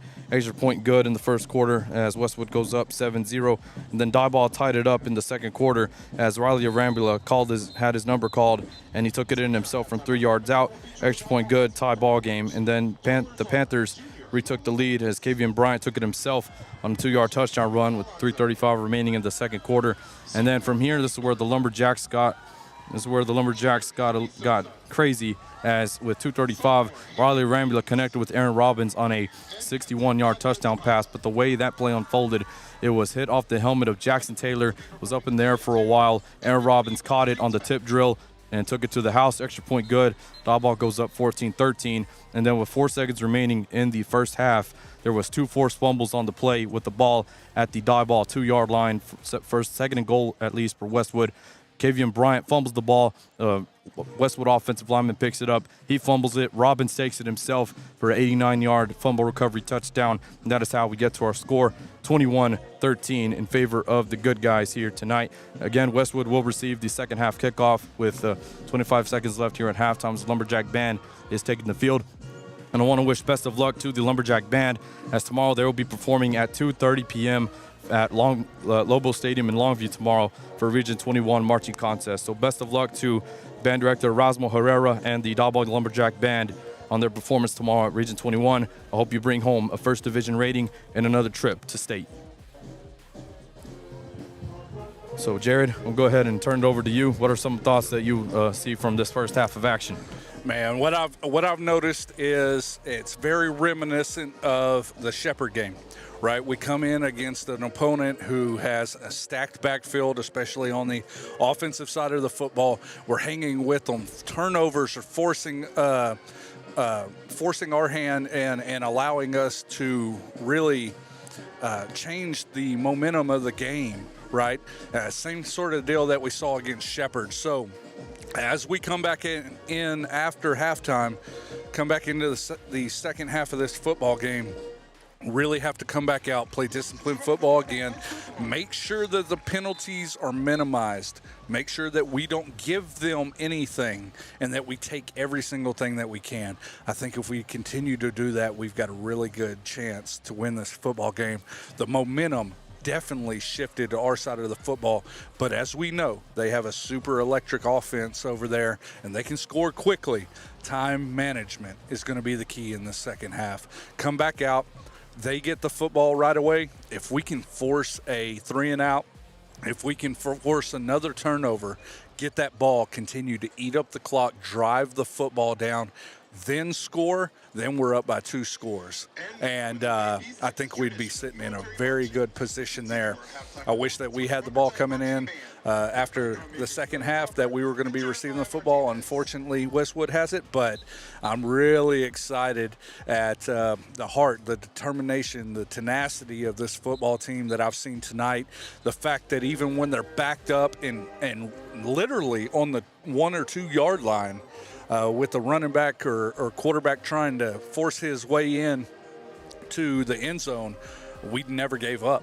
We were able to strip him, the number 1 rated quarterback in Texas. We're able to strip the football from him, put pressure on him, sack him. If we continue to put pressure on that kid, then we can really make something happen here in the second half. I'm excited to see what we do, Alec. Absolutely, Jared. Still got a whole half year left to play as Lumberjack Band is getting the performance started again. They're performing at Lobo Stadium tomorrow for Region 21 marching contest. Before we turn it over to the Coaches Show, brought to you by Terrell Insurance Agency. Halftime score is 21-13 Diboll. And I'd like to shout out everyone who's listening in. We've got a lot of listeners here so far this evening. Brandy Marketell's listening in. Jim Morrison, Zach Phipps, who was a Diboll graduate. Draylon Fussell, our partner in crime, is also listening in. Also, Miss Brenda Herrera, Lolly, and Tay Phipps all listening in. And also Malaya is also listening in tonight. We'd like to thank you all for listening in. We appreciate the engagement tonight. Y'all keep it up. So without further ado, let's go ahead and turn it over to the Coaches Show, brought to you by Terrell Insurance Agency.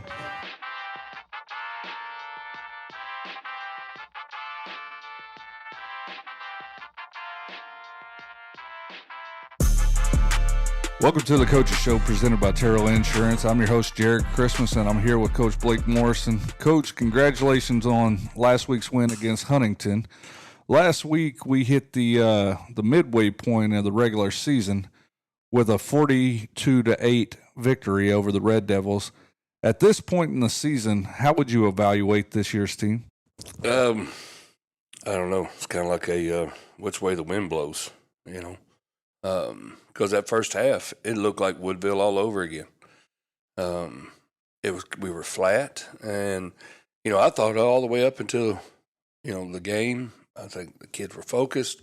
You just don't understand how kids going to respond to certain things. So I didn't think it was. Maybe they thought it was a little. I don't know. Maybe they thought it was going to be a walk in the park.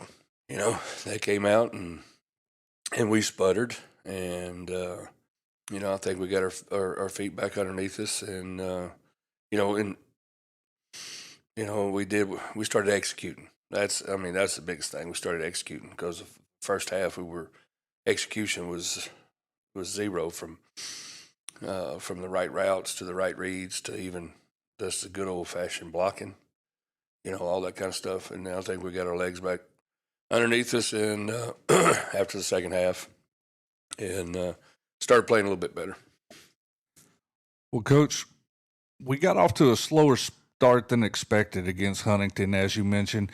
What adjustments did you make that led to the turnaround and then the demanding 42-8 victory over the Red Devils? It was, like I said, it was execution and want to. Coming in the half, Huntington, they switched their front on defense. And so, it's kind of like, Coach, that guy you said is going to be right there is not there no more. And so when they switched everything up, and certain, we try to make it as easy as we can on offense with how we do things. And so, for example, we make this call versus, what we think is going to be an even man front. Well, they came out with an odd. Well, you can still run the same play, but the line has got to understand it's not this scheme now. It's an odd man scheme, and so you got to adjust. Block a little different. Yeah. It's just, okay, instead of a full zone, it becomes a kind of like a zone base. And then the running back understands he's got to do, now his eyes go from this defender to read for his cut. And it's just communication. Kids got to talk. And, I still say this. I'm a big believer, in the schoolhouse, if teachers are complaining about kids talking too much, just put a helmet on them. They'll shut up. Okay. It seems like that's what they do. They just won't talk. And so we get in their half and say, okay, they went to an odd man front. So what do we got to check to? Now it becomes this instead of that. But if we call that and they line up in the even man front, it goes to this. And, and you can see the wheels turning, but at the same time, it puts, we've got to be pretty close to, on certain things. So to help these, especially some of these young ones, but like I told them, I said, we're almost 10 weeks into this thing, and we're still messing up on the small little details. And I said, guys, it's not that it's because it's all about want to. That's it, and so, but it is a work in progress. Well, how important was last week's district win for the confidence of this team as they move on to this week's matchup against Westwood? I mean, it was big. I mean, I promise you that was a big game for us. To get a district win, okay, and the goal is, of course, when you set goals or whatever it may be, there's kind of like it's kind of like golf. It's called etiquette. Let the fast people go if you're slow. Don't do stuff on greens. Fix your divots. All that kind of stuff. Well, it's the same thing, and it's it's the same principles. Okay, so we want to win district. Okay, that's every team in the state of Texas has those. It's kind of like I guess it's not so much goals. It's almost like rungs in the ladder. Okay, and so. Get your first district win. Okay, district championship, playoffs. All right, those are all part of it, and so to get that first one was big. All right, and now these, this week we don't look ahead to a lot of things, but these next 2 weeks, we're about to play pretty good competition, and so to get that one. And let's go and see where we fall.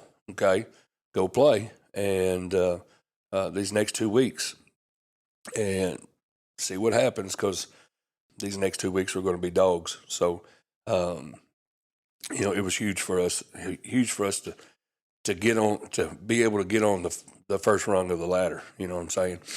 Because if we're still sitting on the bottom right now, it wouldn't have been good. So that was a big win for us. Well, Coach, we're sitting 1-0 in district play with a tough opponent in Westwood this week. This very well could be the game that determines the district championship. So how do you stress the importance of this matchup to the team so early on in district play?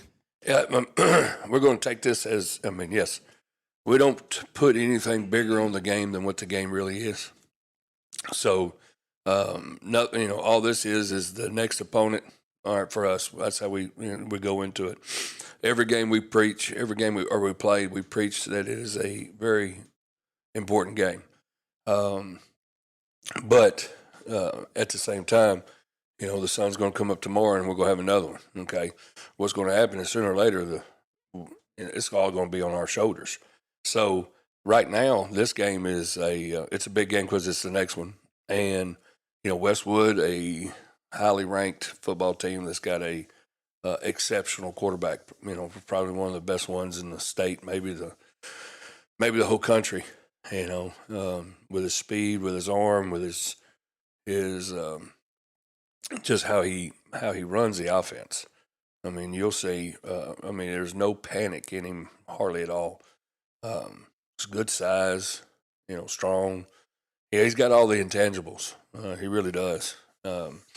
And then, so, yeah, you can have somebody like that, but his surrounding cast is pretty good too. So, it's, they always talk about, good players, good players can be beaten. Adrian Peterson went 2-8. So, but this guy's got a pretty good cast, and what they do with him on offense, it really, it fits what he is. Okay.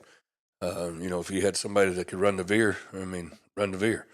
But the way he's doing it, what they're doing over there with all their people, it puts defenses in a bind. And because you got to pick your poison, you got to be good enough in the run, but also be able to handle the matchups in the passing game. So it's going to be a good contest. It's going to be a good challenge for our kids. And then defensively, they're a good football team on the defensive side. They do things right. They line up. It's just you got to beat the guy in front of you. So it's we really got to take advantage. We got to do some ball control and things like that, and try to steal some possessions and against these guys tomorrow night. Westwood has proven to have a high-scoring offense, as you mentioned. What do they do well that you've emphasized to your team in the preparation for this week? And what do we have to do defensively to minimize their offense? Throw the ball well. Okay. Quick game, RPOs, vertical game, concept game. All of it, when you talk about the throwing game, they do it exceptionally well. Okay. The run game is, it's still there. Okay. And it can still hurt you. That last year they were, they had that other kid back there with him that made it really hard.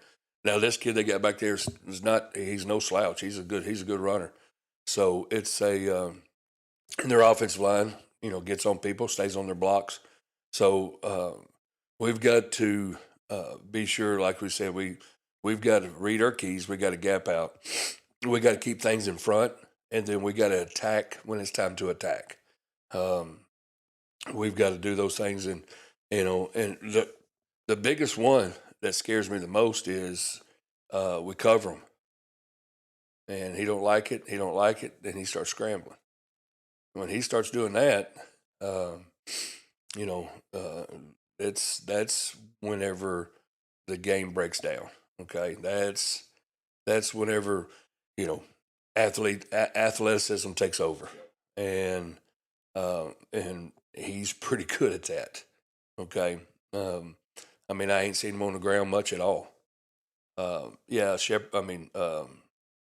Crockett got to him, about 2 or 3 times, and they ended up getting him on the ground. But it was more him just in the pocket, and they just kind of just collapsed him in there, and because he will sit in that pocket and just sit there, and or if he don't like it, when he don't like it, he gets out. I think every time he's gotten out, there's either been a touchdown or a big play, like maybe a chunk play, 15, 20-yard scramble. I saw him on film. It was 4th and goal, they got a penalty and another penalty, so I think he was back at the 25-yard line. And I'm sorry, it was 4th down, and they needed to get to about the 10 or the 15. And he goes first read, don't like it. And he goes to second read. He rolls out of the pocket. Okay, everybody's chasing him. He ain't looking at them. He's looking down the field. Avoids another guy. Then he starts taking off, and as he's taking off the line of scrimmage, he's still looking down the field. And then he gets to the line of scrimmage and pulls it down and goes. And I think they tackle him. They marked him right at the stick, and they said they turned it over on downs. So he probably rushed on that for about 30 yards. So that play right there. Okay, as a defense coordinator, you look at that and you go, oh, goodness gracious, because the side he scrambled, they went a vertical concept. So you got people 35, 40 yards down the field by the time he gets outside on that. And he can easily make that throw. Oh, he can. I've seen him from the left hash. Fake the run to his left, flip his feet around, and throw it to the bottom of the numbers. Okay, and the ball got there like that. Arm strength. And so you do that, you're thinking, oh, okay, goodness gracious. A lot of times we see certain quarterbacks, we can react to the ball and get there. This guy's got he's got ball speed. So it makes it tough. You got to play disciplined football then. Oh, I mean, we do. We got, and like I said, their surrounding cast. I mean, his little brother plays, and his little brother is an inside slot receiver, and he is quick. And then they had a move in that came in from Houston. That kid he might be the fastest kid on the field. Then they got, Diboll, number 8, who's been there as long. I mean, he's a senior now, and he's a big, strong kid that plays outside receiver. Then he comes down and plays outside linebacker. Okay, so I mean, he's a football player. Okay, good football player, strong kid, and then the other outside receivers, they've had some injury bugs here and there, but I think number 0 Carter is going to be out there, and he's quick, and he's a good, he plays corner, all that kind of stuff. They've had some bobos here and there, and they've had so many weapons that take a break. I mean, they won't even dress them, and still got 3 weapons, and even their 5th or 6th guy still has got foot speed. So, and the running back's a big, thick kid, and then the offensive line is led by the senior number 72. He's been there a long time. So, I've seen him for 4 years. So, I mean, just the same thing with Diboll.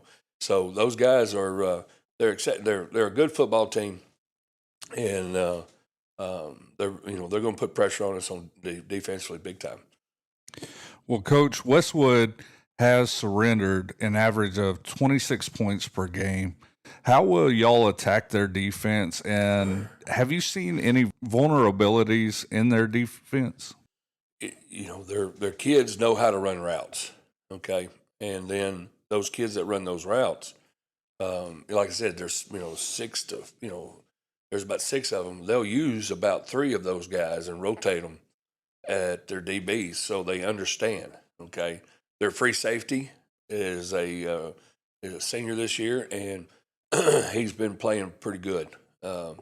He's not much on the offensive side, but he's back here at the free, and he does a really good job. That's Sebastian. So so you got that quarterback back there that can get everybody lined up and get everybody in the right spots, and he's a good tackler.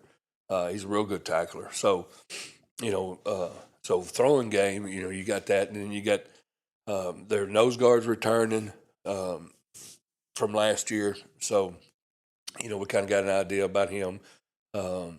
And then they took number 8, like I said, and put him as a strong side backer.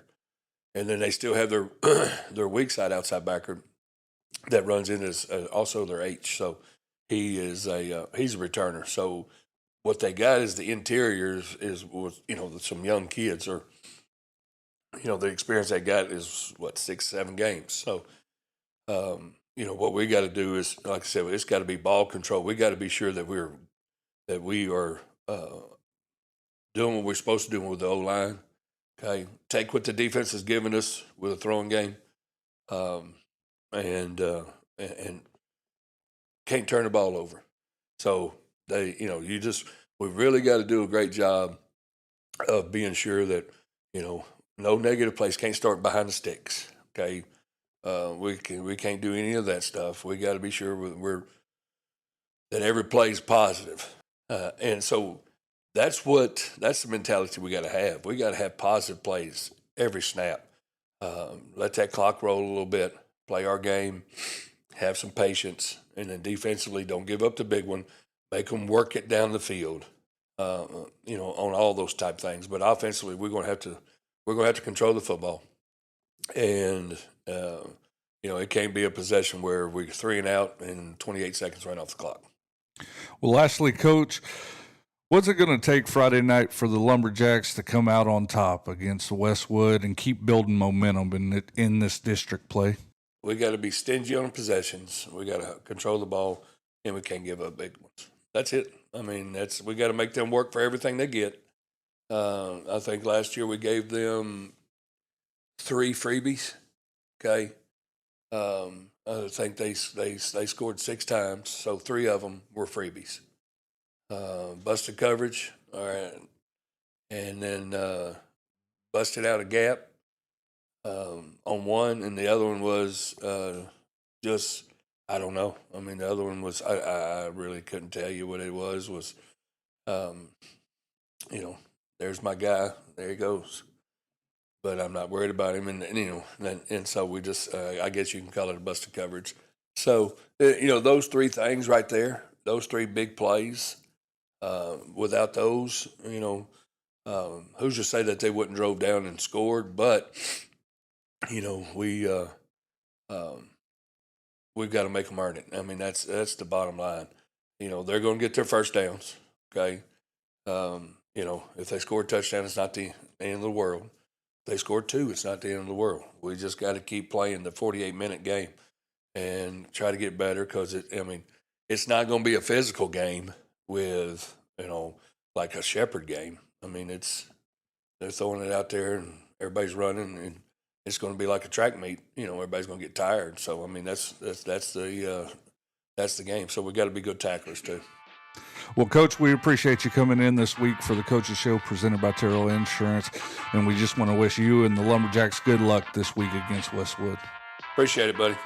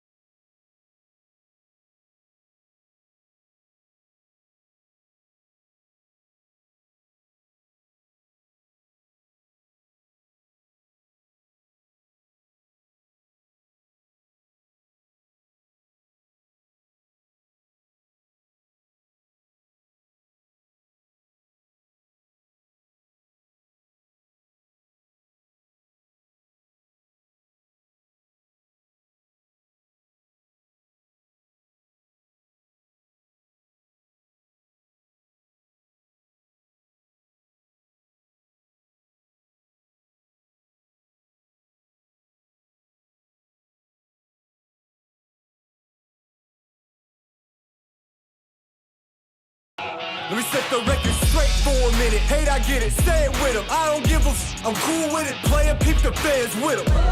Yeah, they gon' remember my, yeah. You and I, they already ready. He an outlaw, getting off when he calls envy. Hit the peanut gallery, they all jelly. Yeah, they gon' remember mine. Yeah, we let them say what they gon' say about us. That ain't nothing, I ain't bothered, not a problem. Haters hate, another day in dollar. Keep your money ready, have you pay the homage. You're listening to the Coaches Show, brought to you by Terrell Insurance Agency, as the Palestine-Westwood Panther Band is still on the field performing, as both the Panthers and Lumberjacks are still getting warmed up in the north end zone here from Westwood Stadium in Palestine tonight, as the breeze has picked up just a little bit. The Lumberjacks with a 21-13 lead coming out into the second half, as it'll be Westwood to receive the second half kickoff, as again the Panther Band is still performing out on the field. But Draylon, it's been fun tonight getting to call the game with you, and we're really hoping that Draylon can heal up and join us once again. I really miss him.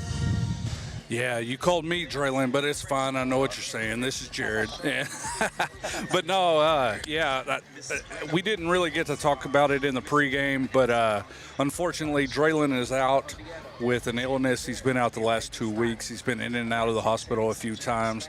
Just want to send our thoughts and our prayers to him. Of course, we never want, a member of our broadcast to be down for an extended period of time, especially somebody as crucial as Draylon to this broadcast. So thank you to Rodney Cheshire last week for filling in for Draylon last minute.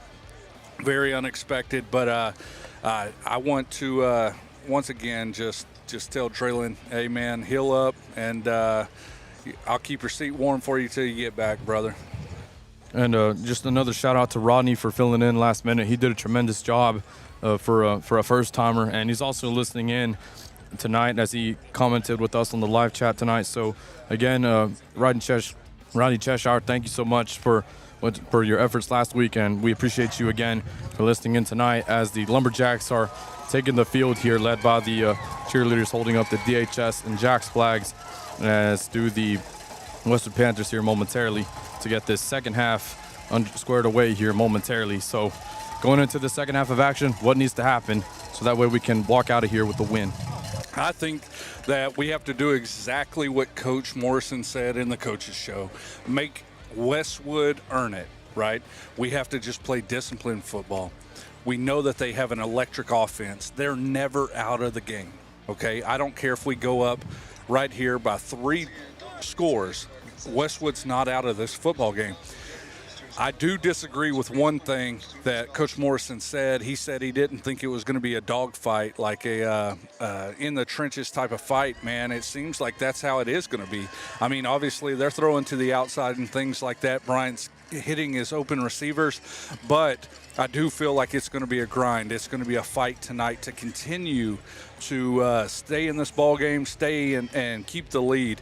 And so I feel like as long as we can put pressure on Bryant on the defensive side of the football, as long as we can continue to make him make mistakes, right, then we can have the ball in our hands, continue to drive down the field slowly, even though we had a pretty Freaky Friday type of play, bouncing off of defenders' helmets and tip drill touchdowns. I still feel like if we can have possession of the football and continue to grind and score, eat up the clock, that's going to be key. But we have to make Westwood earn everything. Play disciplined football, cover your man, and continue to force their quarterback to make plays. And whenever he does that, we're going to catch a couple of that times that he slips up, and then we have to capitalize on that, Hallie. So we'll see what the Lumberjacks can do, as both the return unit for Westwood and the kickoff unit for Diboll is out on the field, as the kickoff unit for Diboll breaks the huddle, led by Ivan Gomez, going to kick it off. Westwood with 2 returners back deep at their own 14-yard line. It's Caden Bryant, and spelling him is Morrow. That is Markel Morrow, as it's going to be a short kick fielded at the 40-yard line by Westwood. The up back on that one, Tristan Lipscomb, and that's where Westwood will set up 1st and 10 here in the third quarter.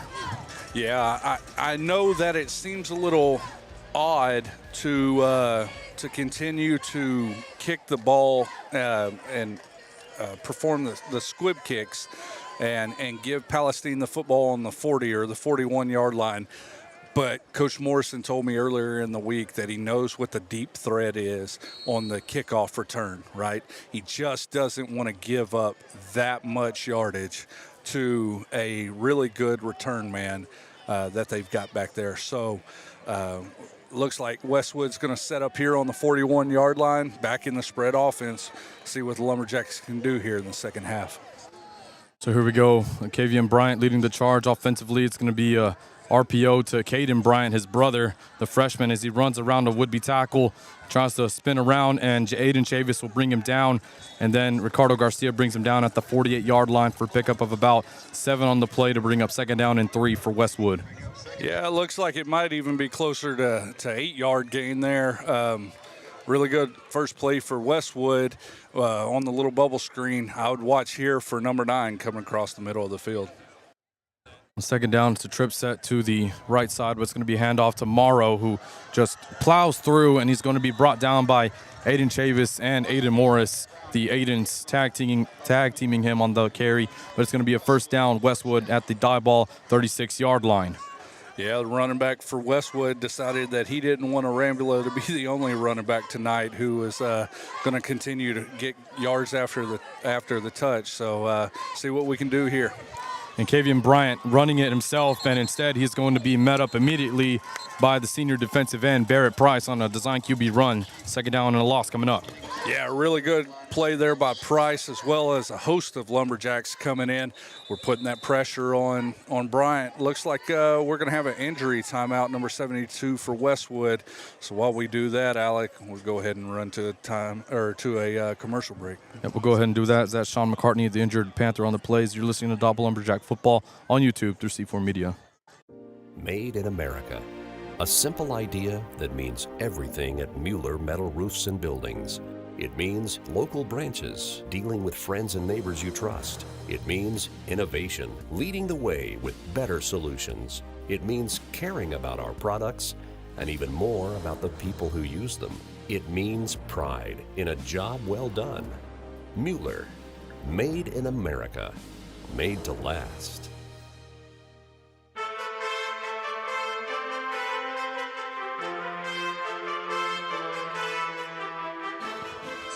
Fortunately, Sean McCartney is up and walking off on his own power to the sideline, as it's going to be 2nd down and 12 on the play. Panthers have the ball at the Diboll 37-yard line. Bryant in the shotgun, 2 receivers both sides. It's going to be a play-action pass, and he's going to go down for a sack on the play. Then guess who? Eli Terrell. Great disciplined football there by Eli Terrell. He had the running back coming out of the backfield, and as soon as that running back did not break out and go into the flats for a pass, Eli decided to come in and just make an electric play on the quarterback. Really, really good heads-up play by a senior there in Eli Terrell. So after the sack by Eli Terrell on Kavian Bryant, it's 3rd and long for the Panthers at the Diboll 42-yard line. Diboll with the 3-3 stack to defend this spread offense of Westwood, as Bryant drops back to pass once again. He's going to roll to his right. Stiff arms the defender. He's getting chased from behind. He somehow stumbles and recovers himself, stays on his feet, and he's got the 1st down and then some, and he's going to be chopped down by Aiden Chavis at the 12-yard line for a huge gain on the play and a 1st down Westwood. Yeah, it's really unfortunate there that Westwood has such an electric quarterback, because, I mean, we really had him bottled up. Somehow he was able to jump up into the A-gap, back up, and then squirt out to the side for a huge gain there. Great play by that young man, unfortunately. It's going to be a handoff to the running back, Javarian Phipps, and he's going to be brought down at the 5-yard line. So Phillips will be brought down at the 5, and it's going to bring up 2nd down and 5 here for Westwood. Yeah, it's we've been here before, right? This is where we had the strip for the touchdown on the fumble recovery. So just got to continue to fight here on the goal line. It's another handoff. Nope, it's not going to be a handoff to Phillips. It's going to be an incomplete pass on a play-action pass from Kavian Bryant to his receiver. And it's going to bring up 3rd down and about 4 for Westwood. Yeah, we just have to watch a lot of crossing routes by Westwood's receivers here. They've been doing it all night, just trying to trick the defense. We've been playing a lot of zone defense in the middle of the field. But as we get down here on the goal line, we expect to see man. You just got to stick with your guy and make sure that he's not the one who ends up with the football. It's 3rd down and 4, trips receiver set to the right for Kavian Bryant. Bryant dropping back to pass. He's looking into the end zone. He's got it wide open on the curl route, and it's going to be a touchdown for Westwood. He connects with his brother, Caden Bryant.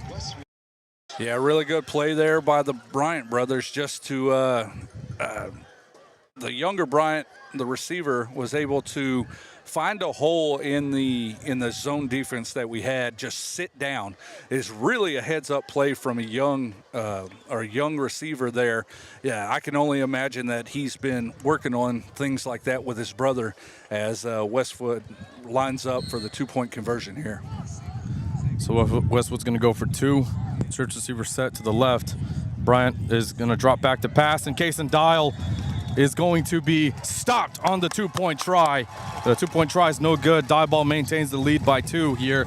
New score is 21-19 after the Bryant to Bryant connection. You're listening to Diboll Lumberjack football on YouTube through C4 Media. Attention East Texas businesses. Are you looking to reach a dedicated and engaged local audience? The Diboll Sports Broadcast is the perfect opportunity for you. Our broadcasts are the heartbeat of Diboll Sports, connecting passionate fans with businesses just like yours. When you advertise with us, you're not just placing an ad, you're becoming a part of the community. With Diboll Sports Broadcast, your message will be heard by thousands of listeners who live, work, and shop right here in East Texas. Contact Jared at C4 Media Productions today. Visit c4mediapros.com or give us a call at 936-304-0707 to learn more.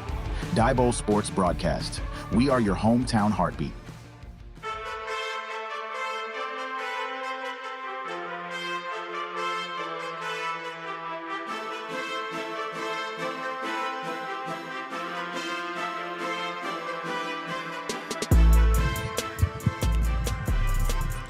The Westwood kickoff unit and the Diboll return unit back out on the field as Westwood scored a moment ago. Caden Bryant caught a touchdown pass from his brother, Kavian Bryant. The Lumberjacks stopped a 2-point try. The new score is 21-19. 8:57 left to go in this third quarter of action as Kiwi Dill and Tyrese McMillan are back deep to receive this kickoff from Westwood. Again, the wind picked up here just a moment ago, so we'd just like to apologize for the listeners back at home for any wind that our mics are picking up, as it'll be Kiwi Dill fielding it from about the 6-yard line. He's going to run it right and then he's going to run it left and then back to the right, as he was going to be met up at the 32-yard line. So that's where the Lumberjack offense sets up 1st and 10. Yeah, Kiwi had a little running room there, able to get back. We've had decent kickoff returns every night. I really feel like Kiwi's just been one or possibly 2 blocks away from really busting one loose and taking it to the house. As I mentioned, right before the second half began, we're sitting in a good position here. 21-19. We just stopped on one of the 2-point conversion, right? Right here's where we've got to play our game. Manhandle that defensive line, continue to push that football down the field, eat up the clock right here. So here we go on 1st and 10. Xander Rambula is going to get his number called, and he's going to be spun down for no gain on the play. It's going to bring up 2nd down for Diboll. Yeah, it seems like that defensive line for Westwood got a little motivated there during halftime. So going to have to just put our hat down, put a hand on a player and push them around and just kind of impose our will. They're a good-sized defensive line, but like I mentioned earlier, a little inexperienced. They're just going to have to use technique here to move them out of the way. On 2nd down, it's going to be a 2-receiver set to the right, 1 to the left for Riley Arambula, as he's going to hand it off to his cousin Xander, who tries to find a hole. He breaks a tackle, and he's going to be brought down at the 35-yard line for a pickup of 4 on the play to bring up 3rd down and 6. for the Lumberjacks. You know, something that I noticed a couple weeks ago with Diboll is that they switched it into what Coach Morrison calls their Navy package, right? They come down into a tight set, and we ran it earlier on the goal line. I wouldn't be surprised as Westwood starts to get a little more penetration here if they don't start to turn to that as this game progresses. So here we go, Lumberjacks on 3rd down and 6. Riley Rambula rolling to his left, dropping back to pass. He's got to get rid of it, and he will. The pass was intended for Eli Terrell, and the pass is going to come up incomplete, but there's a penalty marker down. Yeah, penalty markers down for intentional grounding, I think, but what the line judge didn't see was Eli Terrell standing right there. He's a bigger-bodied receiver. And so they are going to waive off the penalty here for the intentional grounding because Eli was standing right next to where the ball fell. So good call there by the refs to go ahead and identify that, waive it off. And here we go on a 4th down. See what we're going to do. Looks like they got that Terrell lined up in the backfield to punt. Yep, so the Lumberjacks will go ahead and punt this one away as Markel Amaro will camp out at about the 23-yard line to field this punt. This is the first punt that we see tonight from either team with 7:20 remaining in the 3rd quarter of action. Diboll with a 21-19 lead as Eli Terrell will get the punt off. It's going to be a real high punt, and it's going to bounce at the 45-yard line of Westwood and bounce out of bounds. So we'll take a quick timeout. You're listening to Diboll Lumberjack Football on YouTube through C4 Media. Terrell Insurance has been a proud supporter of Diboll Lumberjack athletics for over 30 years. From the Lumberjack Cups of the 90s and the touchdown footballs of the 2000s, Terrell Insurance has been there for the Jacks.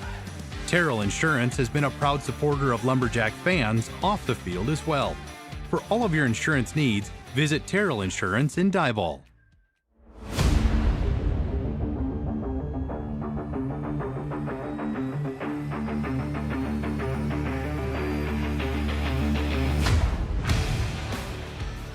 So here we go. Here comes KVM Bryant and the Westwood offense. Ball on their own 46-yard line to get this drive started with 7:10 remaining in the 3rd quarter.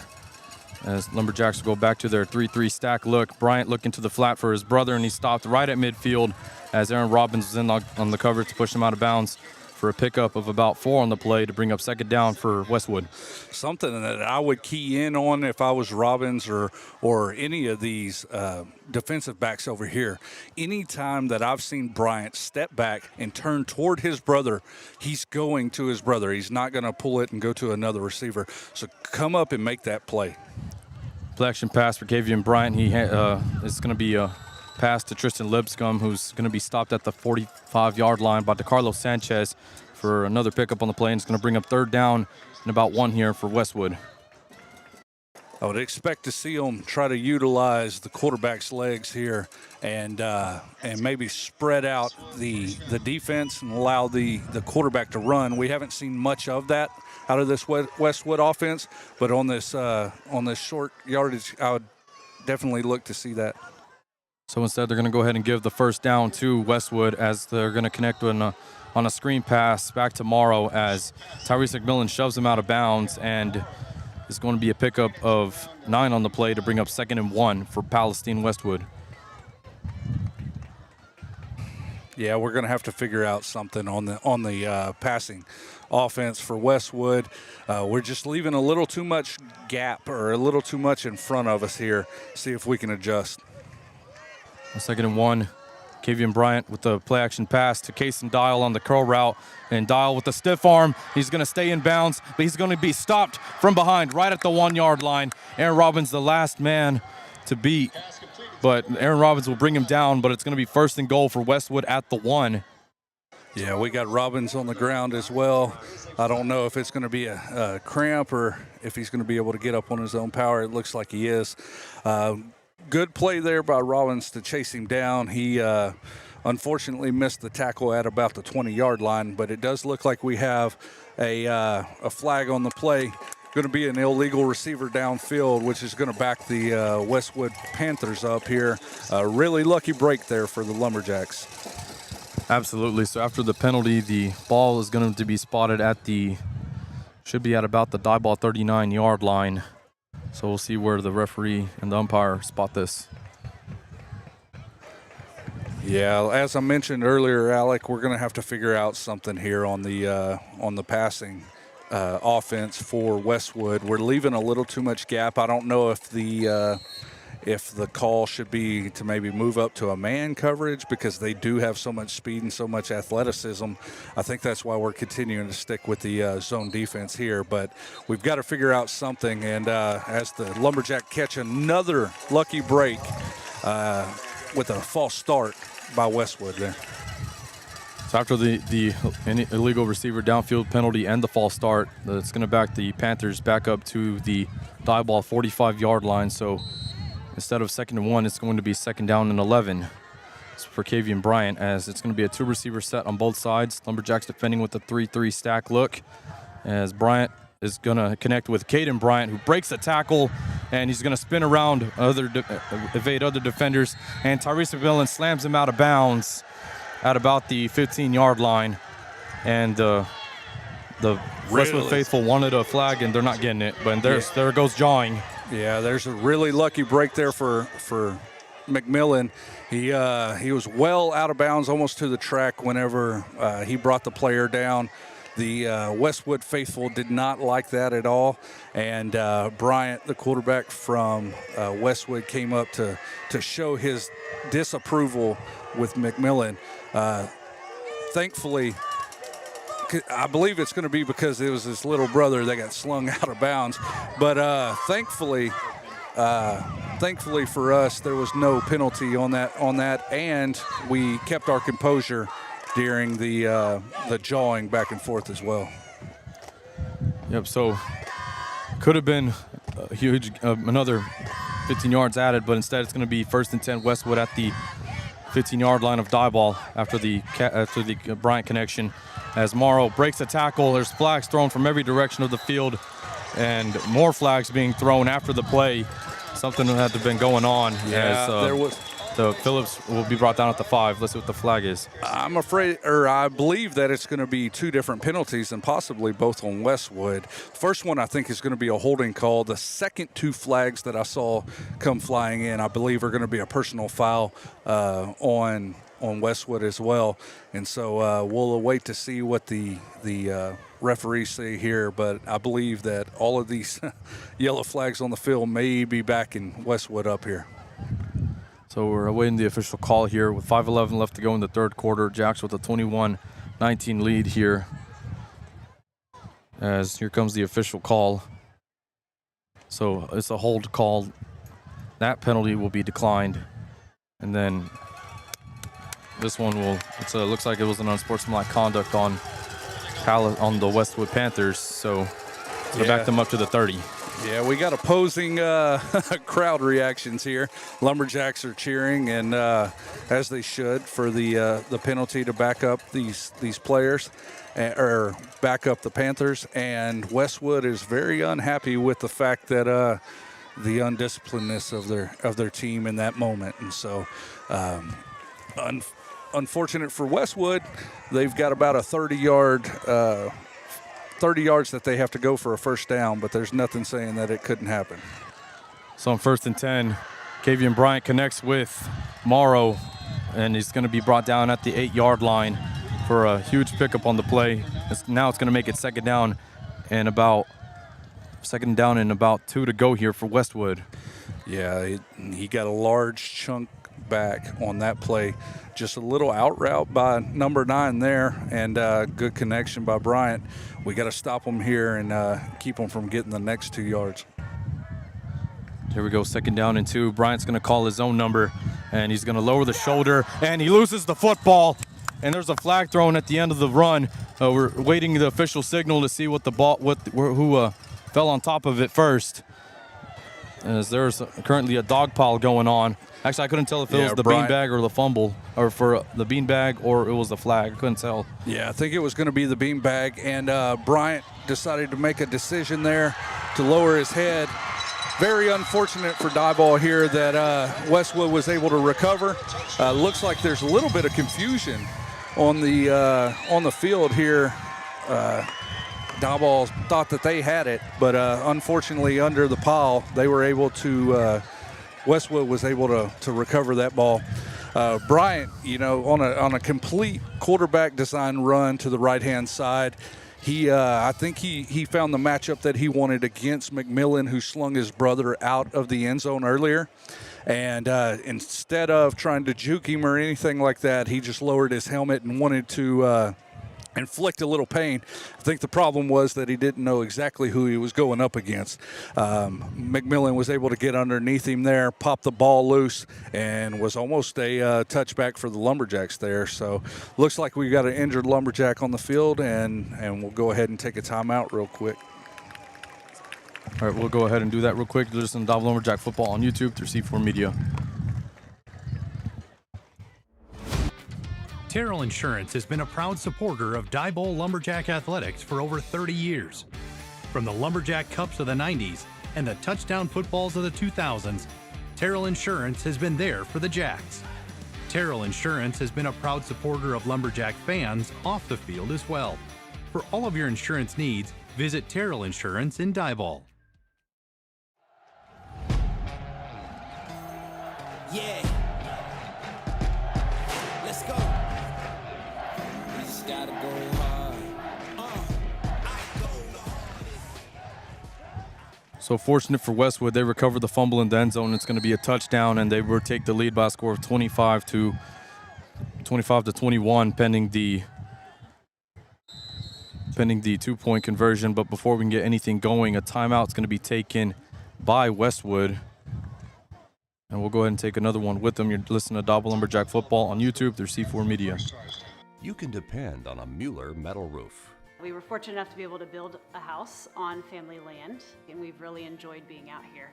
We couldn't ask for a better place to raise our boys. Our home builder, I don't believe, had ever had an experience with working with Mueller and had nothing but great things to say about the company, about the process. Everybody was professional. If anybody mentions the word metal, we say we know a guy and give them the phone number to Mueller. Find out more at MuellerINC.com.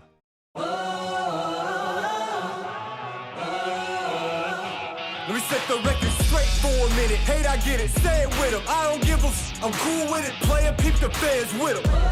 Yeah, they gon' remember mine. Yeah, you and I, they already. He ain't outlaw getting on. So after the timeout by Westwood, they're going to go for 2 in this situation to try and put their score up by 6.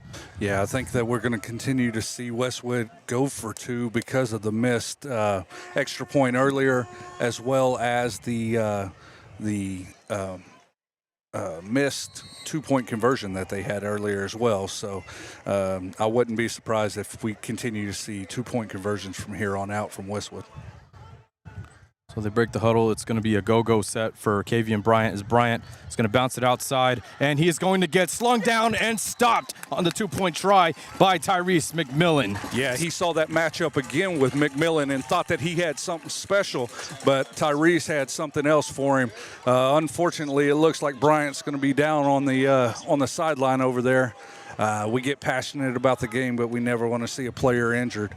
And so we're going to go ahead and roll to a timeout here as well. You got it, Jared. You're listening to Diboll Lumberjack Football on YouTube through C4 Media. Attention East Texas. When it comes to welding, fabrication, hydroblasting, sandblasting, vacuum truck services, and plant maintenance, there's only one name you need to know: PPR Industrial Services. Located in Lufkin, Texas, PPR delivers top quality services with 24/7 support. The mission to exceed customer expectations, PPR focuses on safety and excellence in every job. Call them today at 936-676-0982 and let PPR handle your toughest projects. PPR Industrial Services, where quality matters.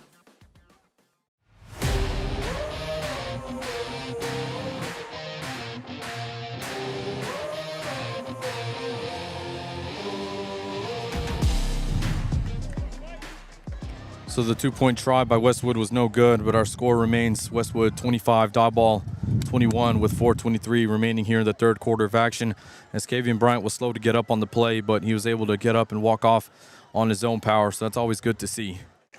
Yeah, as we get the ball here, with 4:23 left in the third quarter. I'm going to be a little interested to see. We haven't had a whole lot of success on the offensive side of the ball on the last couple possessions. I would like to see us go a little more to the passing game, but I'm not exactly sure what the situation has been in the game prep, and so we'll see what the coaches dial up here in the third quarter, late in this third quarter. So Keevy Dill was slow to field the return from the 8-yard line, and he is going to bring it out, and he's going to be brought down at about the 15-yard line. So it'll bring up 1st and 10 for the Lumberjacks from inside their own territory. Yeah, I think we're going to be set up on about the 15-yard line. And at first glance, Alec, it looks like, that wasn't a very good return, and it's unfortunate. But if we could continue to move the ball and move the chains down the field, then this could be very fortunate with us, because now we could eat up even more of this clock and then go up with a score here. Let's see how Diboll dials up this next possession. So it's on 1st and 10, Xander Rambula is going to get the handoff, and he's going to be bottled up for a loss on the play to bring up 2nd down and about 12 to go here for the Lumberjacks. Ball spotted back at the 12-yard line, loss of 3. Yeah, really unfortunate there. Westwood was able to get some penetration on the line and just pop a player or two through. We just have to put a hat on a hat and make the blocks. At first glance, it looks like they're coming out in a 4-down lineman defense, but really, in all reality, they're only bringing 3. Riley Rambula dropping back to pass. He's looking deep for Keevy Dill. It's underthrown and nearly intercepted, but the pass is going to come up incomplete. There was 3 Westwood players in the vicinity. Lucky break for Riley Rambula, but it's going to bring up 3rd down and 13 for Diboll. Yeah, super unfortunate there. Rambula would never set his feet. He was falling backwards almost when he let go, and it was a complete duck that was severely underthrown. Westwood, as you said, Alec, had 3 defenders right there ready to grab that ball. Great heads-up play by Keevy Dill to come back and not go for the football, but just to annihilate the defender who went up and tried to intercept it. So a great play by Keevy there to save the interception. 3rd down and 13 for Diboll. Riley Rambula dropping back to pass. He's looking deep for Aaron Robbins. He's got him one-on-one, being interfered with all day. There goes the flags. It's going to be a 1st down for the Lumberjacks. Yeah, there was just no denying it there that Robbins was being held. He was trying to come back inside. The defensive back never turned his head, never even looked, and also completely pulled the jersey off of the shoulder pad of Robbins. So great heads-up play by Robbins there to try and come back and actually receive the football. And fortunate for us that we got the penalty there. We're going to move the chains and continue to eat away at that clock, Alec. So after the pass interference called on the Panthers, the Lumberjacks have the ball 1st and 10 from their own 27-yard line as a result. So here comes Riley Rambula relaying the play to his offense with 3:23 remaining here in the third quarter. Westwood leading 25-21. It's a trips receiver set for the Lumberjacks, and it's going to be Xander Rambula bursting through the hole, and he's going to be brought down for a pickup of 2 on the play down to the 29-yard line. 2nd down coming up. Yeah, good little run by Rambula there. Just going to have to get a few more yards. I think he was able to pick up 2.5 yards there on that carry, and we're going to need 3 to 4 yards on each carry if we want to continue to move the chains. So going to have to put our head down here and just get a few more extra yards here and continue to eat up this clock and drive it down and score. Lumberjacks going to go back to that same look. It's going to be a bubble screen for Tyrese McMillan, and the penalty marker down. Tyrese McMillan breaking free. Here he goes down the sideline, but there's the penalty marker down near the start of the play. Let's see what this call is. Yeah, it's going to be a holding penalty on Jackson Taylor. Over here, the bubble screen, the outside receiver's got to come back in and throw the block. Unfortunate for Jackson that the defender read it very well and was already past him by the time that he got to his block, And instead of just maybe pushing the defender and hoping for the best, he grabbed a little jersey there, going to back the Lumberjacks up. So now the ball is going to be spotted second down and long from the 24-yard line of Diboll. So we'll see if the Lumberjacks can recover some of that yardage here as Riley Rambler comes in from the sideline to relay the huddle to his offense with 2:22 remaining here in the third. Lumberjacks going to go with the two receiver set to the right. On the outside is Aiden Morris, and the slot is Tyrese McMillan. Jackson Taylor lined up on the left side as Riley drops back to pass, and he nearly connected with Tyrese McMillan on the inside. Michael Villanueva lost his helmet on the play, and no penalty markers down whatsoever. It's going to bring up third down and long. Yeah, besides the missed penalty here, it was a missed opportunity by the Lumberjacks there when Tyrese McMillan went up to try and make a spectacular one-handed grab. What he didn't know was that Jackson Taylor was right behind him on the crossing route and would have had a beautiful two-handed catch on that pass. So unfortunate there, but you can't blame a player for wanting to make a play. He just reached up there and wasn't able to come down with it. So here we go on third down and long. Riley Rambler is going deep for Aaron Robbins, and he's going to come up and make the catch at the 45-yard line, and he's got himself a first down for the Lumberjacks. Go up and get that young man. Yeah, great, just athletic play there by E-Rob to go up, high point that football, and then come down on the sideline, right on the edge of the sideline, and keep his feet in bounds. And just a great heads-up play there by E-Rob. Now, we've started to have a little bit of success with the passing offense, right? I would not be surprised to see a few more shorter passes as well as the run game pick back up. And they're going back to the run game. It's going to be Ty Jones getting his number called on this one. First and 10 from the 46. He's brought down at the 49-yard line. Second down and 4 coming up after the run from the freshman. Really physical game so far. You can tell that there's a little dismay between Westwood and between the Lumberjacks. Hopefully, Westwood hasn't had to battle quite like this against any of their opponents. And so Diboll has had that experience. I think it's going to help us here in the rest of the second half. So Ty Jones is going to get his number called once again. He's going to be brought down inside Westwood territory at the 47-yard line for a real good gain on the play. And it's going to bring up third down and about 3 here for Diboll. Yeah, 54 seconds left in the third quarter. And great run there by that young man as we see him come out and Arambula come back in. And I would expect to see another running play here. And with Arambula in the offense, 2, 3, 4 yards isn't too much for him to carry a defender. And so I would expect to see another similar run play here. So here we go, 25 seconds left in the quarter. Xander Arambula is going to plow forward, try to follow his blocks, and then some. He's brought down right at the 43-yard line, and Arambula is going to get enough for a first down, and that should take us to the end of the third quarter. Yeah, 17 seconds left. They're going to start the clock. Should bring us to the end of the third quarter. But I just want to talk for a minute about Arambula's running, man. Just like I mentioned, Alec, he got hit right at the line of scrimmage and was able to carry a defender and one of his offensive linemen another 3 to 4 yards just to pick up that first down. Great running ability by Arambula, but also tons of effort on his part, and something that I really like to see as we move into the fourth quarter here. So Westwood ahead 25-21 as we're about to get the fourth quarter started here from Panther Stadium in Palestine. You listen to Diboll Lumberjack Football on YouTube through C4 Media. What's in a name, a reputation to bring you service and quality? What's in a name? There are so many questions to consider when choosing the right auto insurance. Liability coverage, comprehensive, how much coverage is enough? We can help you make sure you're getting the protection that's right for you. Terrell Insurance Agency is the name to know. 902 North Temple Drive, Terrell Insurance Agency.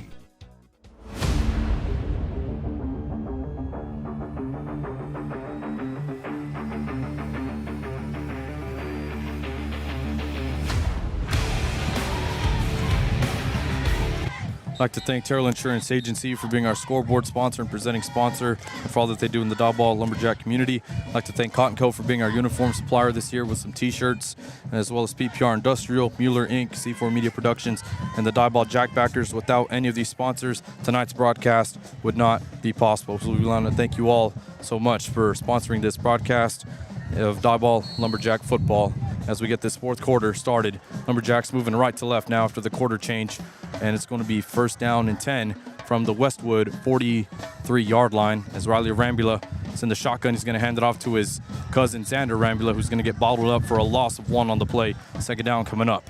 Yeah, super unfortunate for Xander there that at the moment that he received the football on the handoff, he had a defender right in his lap and wasn't able to get any positive yardage on that play. Luckily, though, he only lost a yard on that play, or about a half a yard. As I mentioned to you in the break, Alec, we're going to have to continue to go to that passing game and have some success in the passing game in order to open up this run game. So it's going to be interesting to see what Coach Taylor and Coach Morrison call up here. They're going to call a fake screen, and wide open is Tyrese McMillan at the 18. Nothing but green in front of him. 10-5, touchdown Lumberjacks. Great call, Jared. Yeah, absolutely. Like I mentioned, I mean, your bread and butter is the run. So go back to it. Continue to pound the ball. It's going to open up that passing game. Great play there by Rambula on the pump fake into the flats and allowing McMillan just to get wide open there for the touchdown. The cornerback there did not have any safety help coming over the top, and when he bit on the out route in the flats there, it just left McMillan wide open. Great play call there by the Lumberjack. Ivan Gomez on for the extra point try. It should be a free play as the kick is up and good. Should be an offside call as one of the Westwood players was in the neutral zone at the snap, but the extra point is good. But let's just wait and see confirmation for this one. Yeah, we got a 3-point lead here. Looks like it is going to be an offsides penalty as the referee calls it. Going to be declined by Coach Morrison there.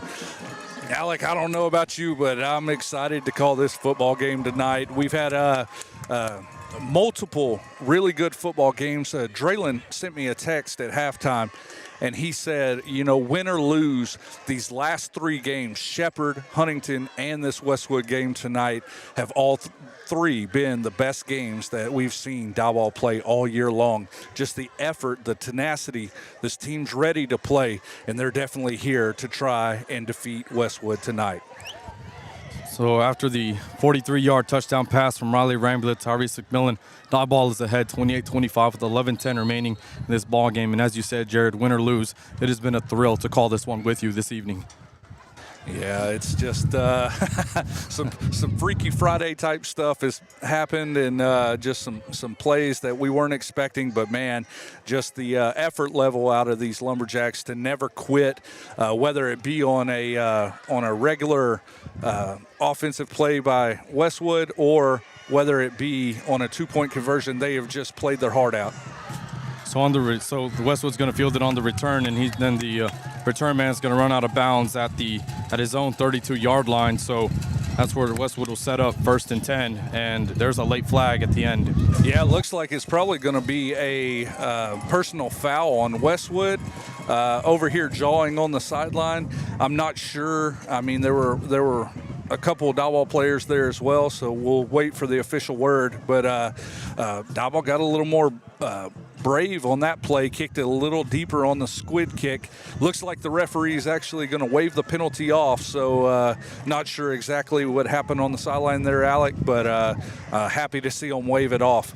As I mentioned, Diboll, they went a little deeper to that 2nd, 3rd level with the squib kick this time. I wonder what the thinking was on that one, or whether our kicker just put it a little further than he expected to. But you saw some of that explosiveness out of the return man for Westwood. So I definitely see why we've been squib kicking it all night long. So fortunately, the Westwood has a lot of field to work with from their own 32-yard line. They're on 1st and 10 with less than 11 left to go here in the ball game. Diboll with a 3-point lead, 28-25. Bryant's in the shotgun. It's a wide stack on both sides of the formation, and it's going to be a play action pass, and it's going to hit the ground incomplete. Second down. Yeah, really fortunate for us that he underthrew that ball. Just quick slant route. They had a spread formation going out that time, except for two receivers on both sides were stacked, one in front of the other. Looks like they're going to line up in that same formation again this time. But it throws off the DBs and the safeties a little bit because you don't know exactly where, which routes those receivers are going to run. Second down and 10 after the incomplete pass. It's going to be another play action pass, and it's going to be dropped by the intended target, Morrow, on that one, as he was wide open on the slant, but it's going to be in and out of his hands. Third down coming up for Westwood. Yeah, the Lumberjack coaching staff is fired up right now, and not in a good way, because Westwood went straight back to the exact same play that time, and the defense did not react. And if it would not have been for Morrow just straight up dropping that pass, then he might have went to the house. So let's see what kind of defensive adjustments we make here. Here we go, third down and 10 for Westwood. Ball on their own 32. Trip receiver set left, one on the right, and it's going to be a pass to Kason Dial, and he is going to come up with it at the 48-yard line. First and 10, Westwood. I will say this much: there are two or three really elite players on that Westwood offense, but all of them are really good as far as the skill positions concerned out at the wide receiver position. And they know how to pick apart a zone defense, which is exactly what they did right there, setting down in the gap and in the hole.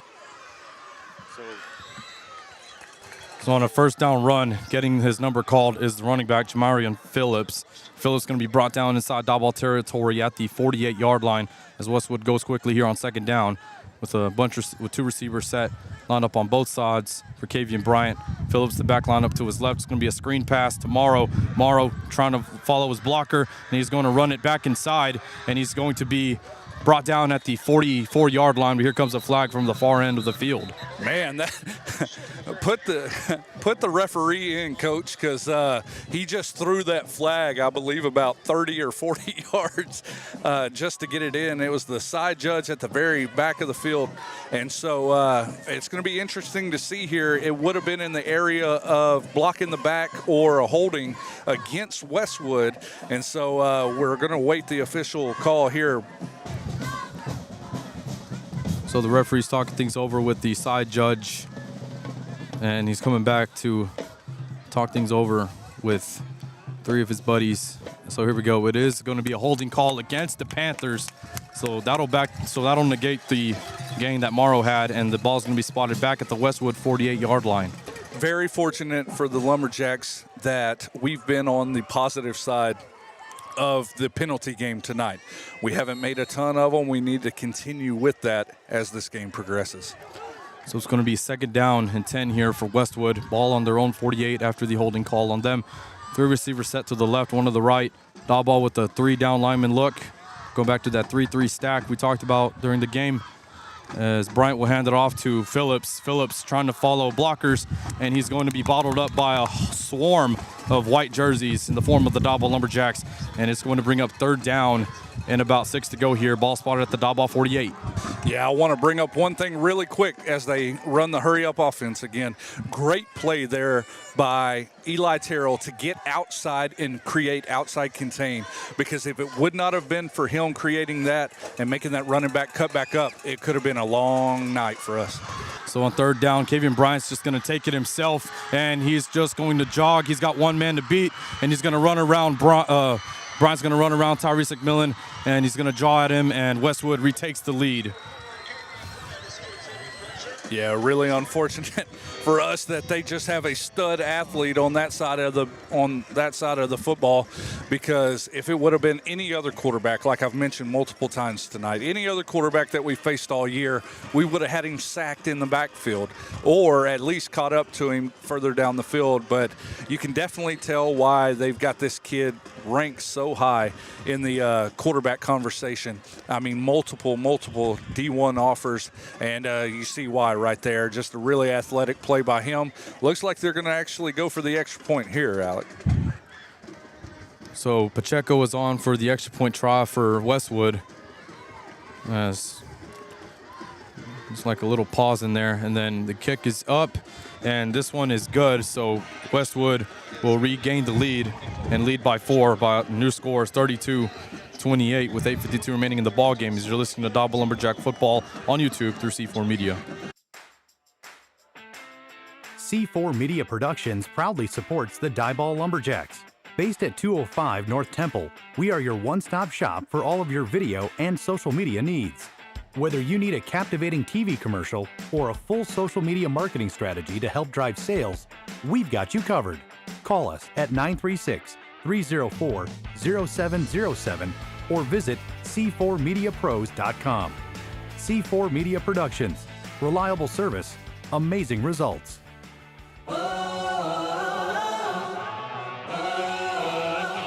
Let me set the record straight for a minute. So Palestine-Westwood goes back up by a score of 32-28 after a 48-yard touchdown run from Kavian Bryant. It was all athleticism on that play for him, and we see why he's a 4-star quarterback when he's going to commit November 1st, and his options are between Colorado, SMU, Florida State, Texas Tech, and Texas. Yeah, no need for him to go over there to Texas. Just go ahead and pick a real school to go to. So Pacheco's going to kick this one away, as it'll be Keevy Dill fielding it at about his own 14-yard line. Dill bursting forward, and he's going to be brought down at the 39-yard line to bring up 1st and 10 for the Lumberjacks. And I kid you not, man, Texas is as real as it gets, man. Yeah, they're real. They're really bad this year. But I'm just joking around a little bit. I'm the only Aggie up here in the broadcast booth with Alec and Draylon every week, so I got to listen to them jaw. And while A&M's as highly ranked as they are with an undefeated season so far, I'm going to go ahead and talk a little bit of trash because there's just no telling how long that's going to last. So, but back to this football game tonight. I wish the people at home, Alec, could see just how close Keevy Dill has been each and every time to busting that loose for a touchdown. Really impressive play by him tonight.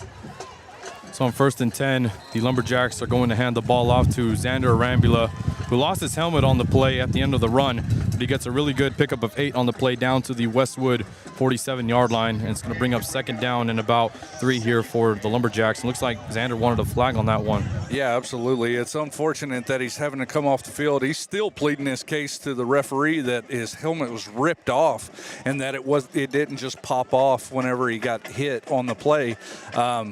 But we're sitting here with 2nd down and 2, and I expect to see another run play here, push that ball across for the 1st down. So on 2nd down, Ty Jones is going to get his number called, and he's going to be stopped right at midfield for just enough on the play. He got 5 yards. He needed 4, and it's going to be 1st and 10 Diboll with 7:56 remaining in the ball game. Like a lot of time, Alec, but it's one of those situations where we have to continue to eat up this clock. Are we down 28-32? Yes. But as soon as we punch it in, we give that electric offense for Westwood another chance to drive down the field or make an explosive play. So we got to eat up absolutely as much time off the clock as we can here. Here we go on 1st down. Xander Rambula's back in, and he's going to get the handoff up the gut, and he's going to be brought down at the Westwood 47-yard line for a pickup of 3 on the play. That's going to bring up 2nd down and 7 for Diboll. Really good play there by Rambula. Just put his head down, and that defense for Westwood has got to be getting tired by now. We're not that super explosive play offense that Westwood is, and so our defense has at least had a little time to get off the field and rest. It seems like every time that Westwood gets the ball, they drive down and score fairly quickly, and we come back out and just drive. Hopefully they're starting to get tired here in the 4th quarter. So 2nd down and 7 for Diboll. 2 receivers set left, 1 to the right for Riley Arambula, as he's going to hand it off to his cousin Xander, and Xander's going to pick up at least 1 on the play down to the 46-yard line of Westwood.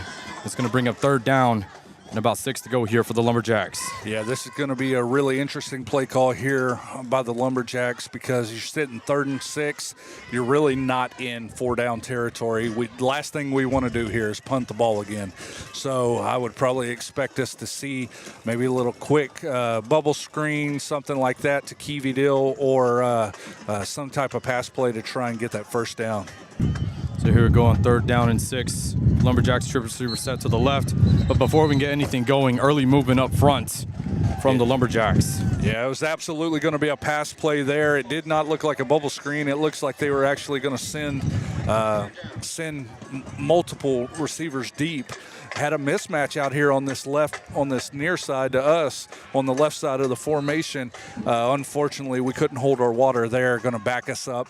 Looks like it's going to be a 3rd down and 11 here. So after the false start called on Diboll, the ball is going to be spotted back at the 49-yard line for the Lumberjacks as they need to get to the 40-yard line of Westwood. Aaron Robbins, lone receiver, lined up right. 2 receivers lined up left. It's Dylan Taylor. And it's going to be a handoff up the gut to Xander Rambula. They tried to fool Westwood. He's going to pick up 6 on the play down to the Westwood 45-yard line. But here we go. It's a crucial 4th down and 5 here for the Lumberjacks with 5:28 remaining in the game. Yeah, it looks like I was wrong, Alec. It's 4-down territory in Morrison's mind. Of course, we are down 32-28 here with 5 minutes left, and they continue to tick. I think he's going to let the play clock go all the way down, call the timeout, and then come out in the formation that he wants and call the play that he wants. But, man, what an exciting game this has been so far, Alec. Absolutely, Draylon, as they're going to go ahead and wait I'm Jared, buddy. Jared. I'm reading Draylon's comment. That's why I keep calling you that. Used to him, trying to get used to new personnel here. So Morrison will go all the way down to the play clock and call a timeout. Yeah, Aggie's on the B team, man. So anyway, they went ahead and called the timeout. Lumberjacks still have 2 timeouts remaining here with 4:55 remaining in the game. So it's going to be really crucial to see what the Jacks can come up here. They need to get to the 40-yard line. Yeah, this is that moment in the game. There's always 1 or 2 really big moments in the game. I think the 2 big moments that we've had prior to this have been the 3rd down where we had 3rd and 1. Got the penalty. We were backed up. We're not able to score on the opening drive. The second big play of the game was when Westwood was knocking on the door of the end zone. We were able to get the fumble recovery for the touchdown. Huge play there as well. But this one right here is the one that matters. If you're Coach Morrison, you're in the huddle right now telling your guys, we have to play fundamental football, pick up our blocks, do not let people penetrate, and we have to know where that yardage marker is. We cannot come up short here, right? You have to do whatever you can, because if you allow Westwood to get that ball back in their hands, there's no guarantee that they won't go down and score. So crucial 4th down play right here. See what Morrison and Taylor drew up on this play. All right, here we go. 4th down and 5 for Diboll at the 45-yard line of Westwood. Riley Rambling the shotgun. It's going to be a reverse to Keevy Dill. Dill trying to cut it upfield, and he is going to get stopped. He's 3 yards shy of the 1st down marker. It's going to be a turnover on downs, and Westwood's got the ball. Yeah, I know that we didn't get the 1st down, but I like the call on that play with the reverse. We've not seen that this year from the Lumberjacks, so it's not something that Westwood could have predicted. Unfortunately for us, their players didn't bite on the fake. That's what you need in the reverse. You need them to commit one way so that you can bring it around the other end and break it loose. Keevy was really close on that one to breaking it loose. He was about a yard and a half short of having the 1st down there. Great effort by Keevy on that play, and even though we didn't get the 1st down, I like the play call there, because had the defense committed like they should have, we would have broke that one loose. So just want to say great job there by both the coaching staff and by Keevy Dill on that play. So after the turnover on downs, the Panthers have the ball 1st and 10 on their own 43-yard line. It's a bunch of receivers stacked on both sides, but it's going to be a delay of game called on Westwood. So that'll back them up 5 yards. First down and 15. Yeah, we need everything that we can get here. Back them up. On this possession for Westwood, they're going to try and eat away at the clock. We have to keep guys in front of us and go make plays. Keep them from getting this first down. So crucial right here for the defense to step up. Looks like we're probably going to have a timeout or a respot here by the officials. Yes, this will be a respot, and they're going to stop the clock and then go ahead and get play resumed. 4:45 remaining here in the ball game. Westwood leads 32-28. They have the ball first and 15. And Bryant connecting. Nope, it's going to be in and out of his hands of his brother, Caden Bryant. So it's going to bring up second down and 15 for Westwood. Yeah, Alec, I think actually we had a tip there by Joseph Parrish on the play, and just reached out, was able to tip that ball up and create some chaos there. And so thankfully it's going to be a second and 13 or 14 here. Bunch receiver set on both sides for Westwood as Phillips will get his number called, and Phillips turning forward, and he's going to be brought down back at the 42-yard line. That's going to bring up third down and 11 to go here for Westwood. Really big third down right here for the Lumberjacks, 3rd and 11, and it's going to be interesting as well to see what Westwood decides to do if we're able to keep them here from getting the first down. But first, we have to play this third down properly and don't allow those quick slants, those quick passes to their receivers to go for a deep gain. You need to bring some of those safeties up and those DBs up to stop them short here. Here we go on third down. It's a two receiver set both sides for Kavian Bryant. Bryant getting flushed in the pocket. He's got a man wide open down here. It's Caden Bryant, and Bryant is going to break a tackle, and he's going to run out of bounds inside the Diboll 39-yard line, and it's going to be a first down for Westwood. Man, Chavis was coming up on that play, was going to meet Bryant right at the first down marker, and athleticism took over. Bryant just gave him a little shimmy shake and was able to slip past him. Thankfully, Eli Terrell was out there on the play to force him out of bounds, but unfortunately that was the play we were looking for. Bryant was shuffled around in the pocket and had to make something out of nothing, and they were able to make a first down there. So on first down, the Phillips will be the running back to get the handoff, as it's going to be Joseph Parrish bringing him down at the 31-yard line for a pickup of 7 on the play. It's going to bring up second down for Palestine-Westwood.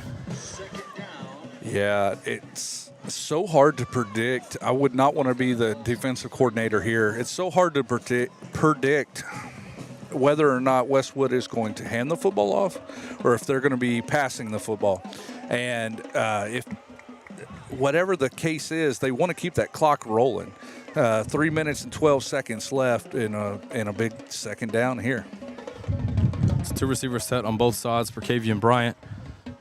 And Bryant's going to hand it off to Phillips, as Phillips is going to find running room, and he's going to be chopped down by Kiwi Dill and Luis Arambula down inside of the Diboll 18-yard line for another first down for Westwood as they're milking out the clock as we go down to 2:55 left in the game.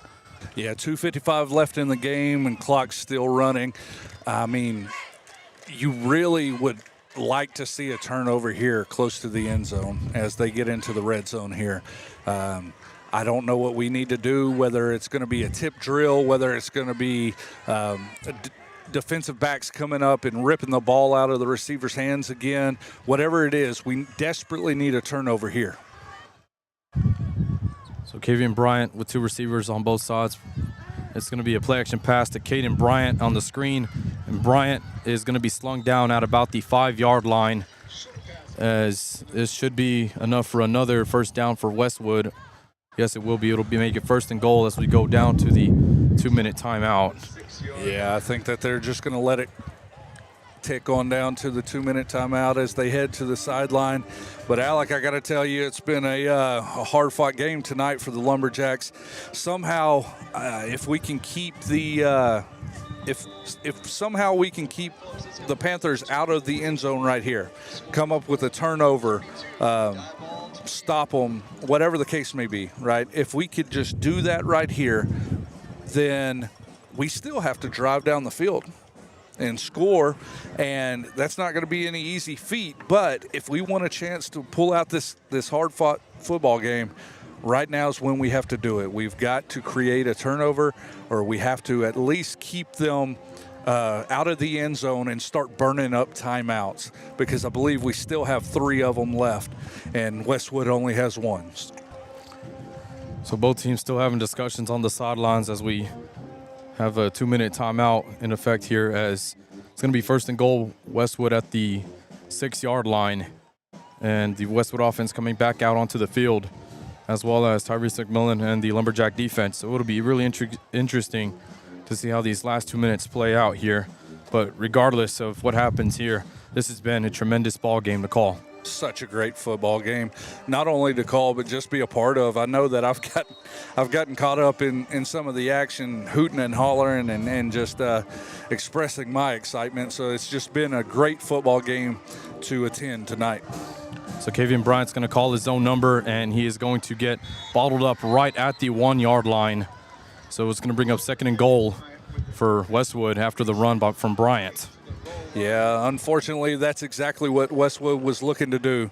They get to continue to eat up the clock, and now they're on about the 1-inch line and ready to try and score here. But we've been in this situation already once tonight. It was on the opposite end zone, but we were able to hold him up, strip the football, and then return it for a touchdown. We need another one like that right now. 2nd and goal for Palestine-Westwood. It's going to be a handoff up the gut to Phillips, and Phillips will plow into the end zone. Touchdown Lumberjack, and here comes touchdown Panthers, and the side judge again lobs that flag from the sideline all the way to the tee in Westwood in the end zone. Looks like it might be on Palestine here as Eli Terrell comes up with his helmet off. And so if it is, it's going to be interesting to see if it's after the play or if it was during the play. We'll anxiously await the judgment from the referee here. And I'm not sure what Kavian Bryant's doing, but he looks like he's trying to eavesdrop on the conversation, as well as 4 other Lumberjack players. So now they're getting them to stand back. Yeah, each side's trying to plead their case right here, and hopefully we'll be able to see this touchdown reversed. We'll see as the referee steps out to make the official call here. The referee's talking things over with the side judge, and it looks like they waved off the flag, and the touchdown will stand as Westwood extends their lead here, 38-28. Yeah, I'm not exactly sure what that one was all about, Alec. Looks weird. Like Morrison is furious down there as he's talking to the sideline judge there. I guess that Bryant's pleads down there in the end zone stand. So 38-28 right here for Diboll. And if we want any chance of making a miraculous comeback here, we got to either block this field goal or have him miss it. So Palestine-Westwood is going to get 6 points on the board from Jamarian Phillips on a 1-yard touchdown run. Jaden Pacheco on for the extra point try for Westwood with 1:14 remaining here in the ball game. So before we can get anything going, the play clock went down to 0. So it'll be a delay of game called on Westwood, and that'll back the Panthers up 5 yards for this extra point try. Yeah, not exactly sure what the thought process was there from Westwood. I think it's just going to be a mistake on the players because Coach on the Westwood side is livid right now. But it's going to back up this field goal kicker. Keep in mind, he has already missed one earlier today. And so if he could miss this one, we'll be down by 10. It would be tough, but it's still a glimmer of hope. So Pacheco's extra point is up, and it's wide left. So our score will remain at 10 as Westwood leads 38-28 with 1:14 remaining in the ball game. So we'll see if the Lumberjacks can drive down the field, possibly come up with the onside kick. I mean, you were seeing crazy things happen in Texas high school football. Let's hope that can happen in favor of the Jacks, but let's wait and see. No, sorry, Alec, for stepping on top of you there, but the one thing that I want to mention is the same thing that I've brought up time and time again tonight. Diboll has been so close to breaking one loose. If he can break it loose right here, minute and 15 seconds left on the clock, you'll be right around a minute for an onside kick. You can recover it then you have a minute to drive down the field and try to score or just throw the ball up. But we still have hope, right? We've been so close this evening to breaking one loose. It'd be so epic if we could do it right here in the most crucial moment of the football game. So Jaden Pacheco is on to kick things away for Palestine-Westwood, as the Lumberjacks will have Aiden Morris on the far side at the 15-yard line. On the near side, opposite of him, is Diboll, and right between the hashes is Tyrese McMillan, who's camping out at about his own 8-yard line to field this Jaden Pacheco kickoff. So we'll see what happens here. Coach Morrison moved McMillan to the back, deep return man. See if there may be some type of trickery here, some kind of reverse on the kickoff, just to see if we can break one loose maybe. It's going to be a short kick fielded by Xander Rambula at his own 30-yard line. Rambula cutting it right and then back to the left side, inside, and brought down at the 42-yard line with a minute 08 remaining in the game. Yeah, a few extra seconds ticked off the clock there. Unfortunately, I was able to watch a Rambula hit the ground, then look up the clock and see a couple seconds tick off. So we're sitting at 1:08 left in the fourth quarter, down 28-38, and we're going to have to score quickly. And in order for us to do that, we're going to have to throw the ball. And so Westwood's going to be anticipating that. I would not expect another defense out of Westwood except for a prevent defense here. And so what do? Do you set up to where you catch an under route and then maybe throw some laterals? We'll see what the Lumberjacks have dialed up here as they come out on the offensive side of the ball. 1:08 remaining in the game, as it'll be Riley Rambler dropping back to pass. He's looking deep for Diboll, who comes up and gets it. He makes a spin move. He's bursting to the end zone, but he's going to be shoved out of bounds at the 10-yard line. 57 seconds left here in this one, and it's going to stop at that as Diboll ran out of bounds on the big gain. What a great job by Diboll to come back for the ball there. He had to fight through the defender to come back and get that ball. Somehow we didn't get the pass interference call. It's all right, though. Huge game by Diboll there. Just like I mentioned, we have to score quickly. He was also pushed out of bounds. Huge, because that kills the clock. Stops us right here on the 5-yard line. Score quickly, onside kick, recover, throw another deep ball, walk away with the win if you go for 2, or tie this thing up and head into overtime. What an exciting night of football, Alec. Couldn't have said it better, Jared, as it's going to be 1st and goal for the Lumberjacks at the 5-yard line. From our vantage point, it almost looked like he was shoved out of bounds at the 10, but we'll take the 5-yard line as Riley Rambula is in the shotgun, 2 receivers right, 1 to the left. And he's going to hand the ball off to Xander Rambula, his cousin. And the pile being pushed forward, but he's going to be brought down at about the 1-yard line. Lumberjacks need to hurry on because it's 47 seconds left. Need to get it going. Really confused right now why we did not call the timeout. But we're going to run that hurry up, get back on the line right here. 2nd down and goal as Lumberjacks go back to the same formation as Xander Rambula takes it in himself, and they are going to say he's stopped at the 1-yard line, and no timeout being called left. No timeout being called yet with 22 seconds left.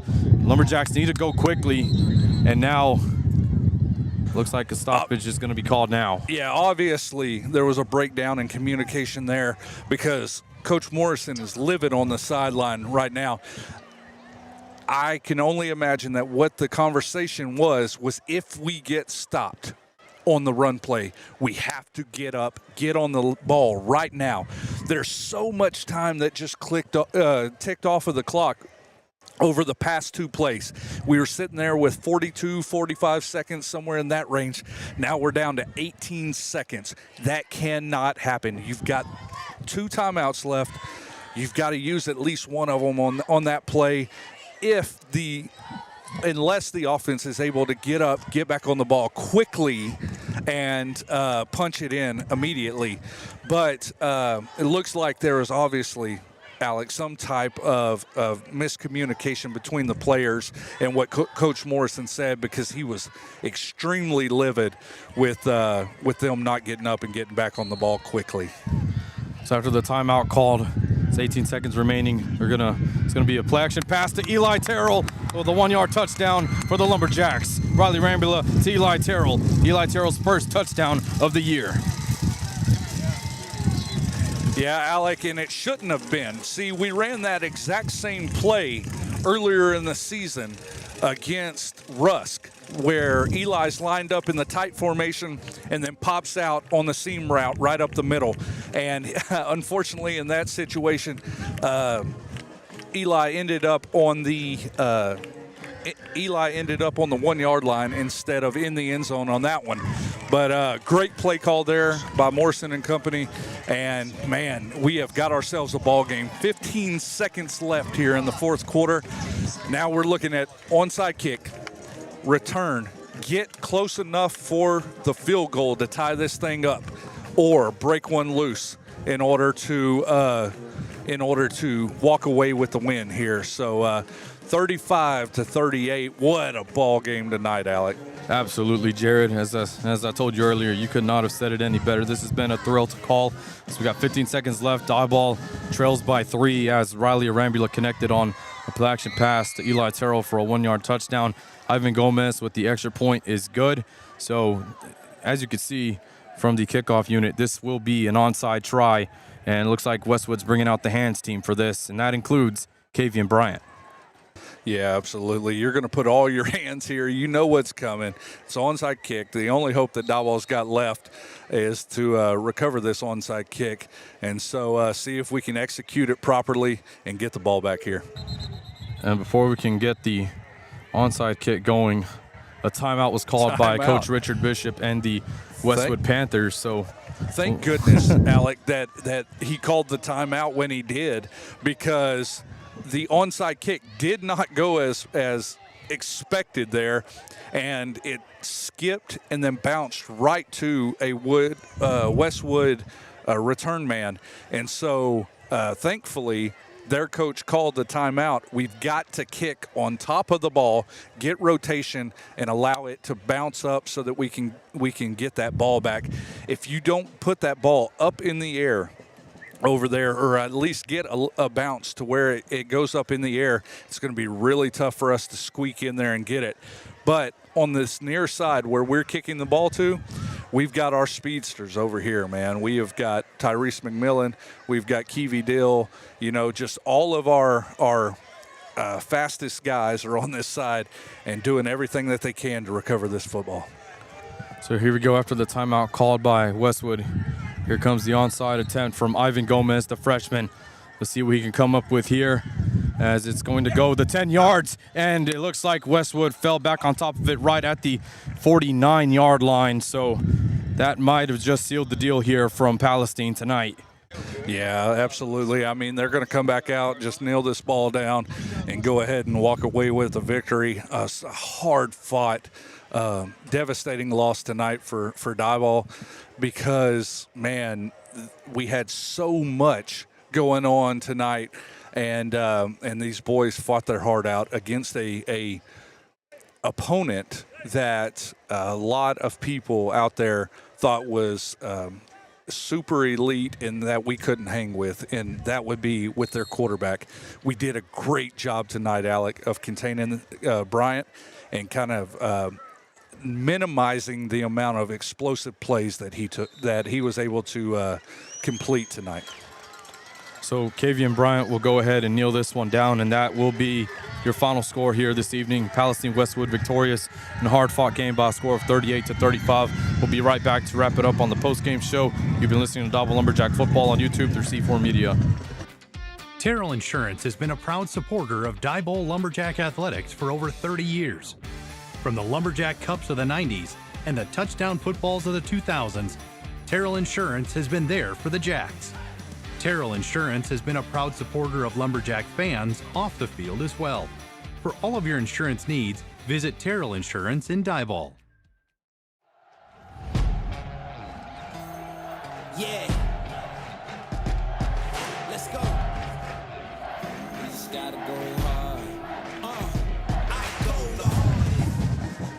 your final score this evening from Westwood Panthers Stadium in Palestine. It's the Diboll Lumberjacks falling short by a score of 38-35 against the number 4 team in the state, Palestine-Westwood Panthers.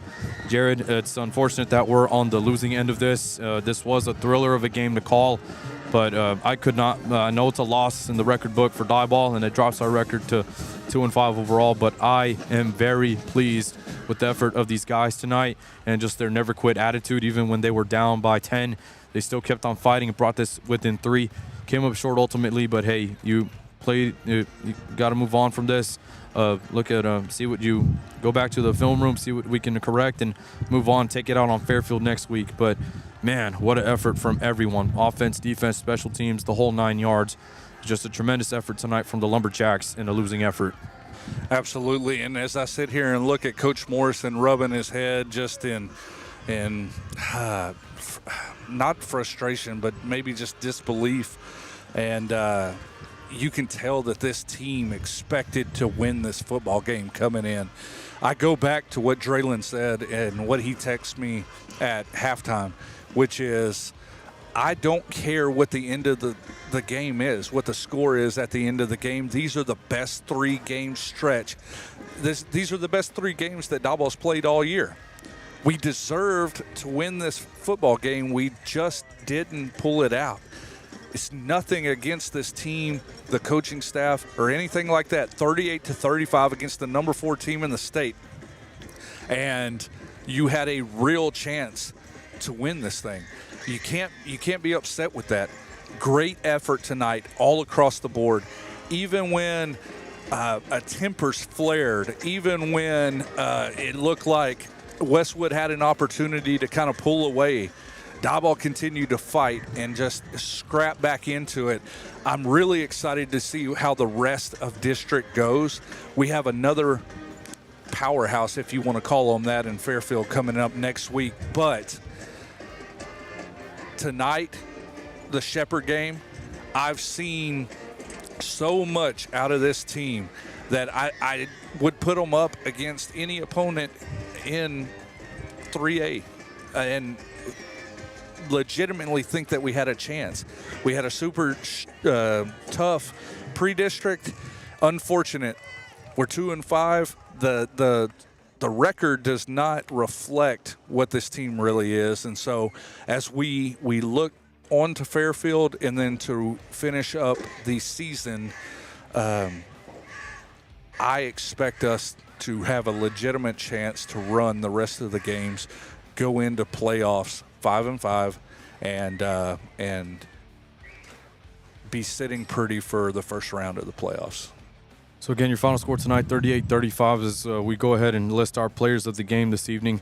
There was for me personally, there was so many people that you could have gone with. Riley Rambula connecting with Tyrese McMillan, or Xander Rambula running it in himself on one of them.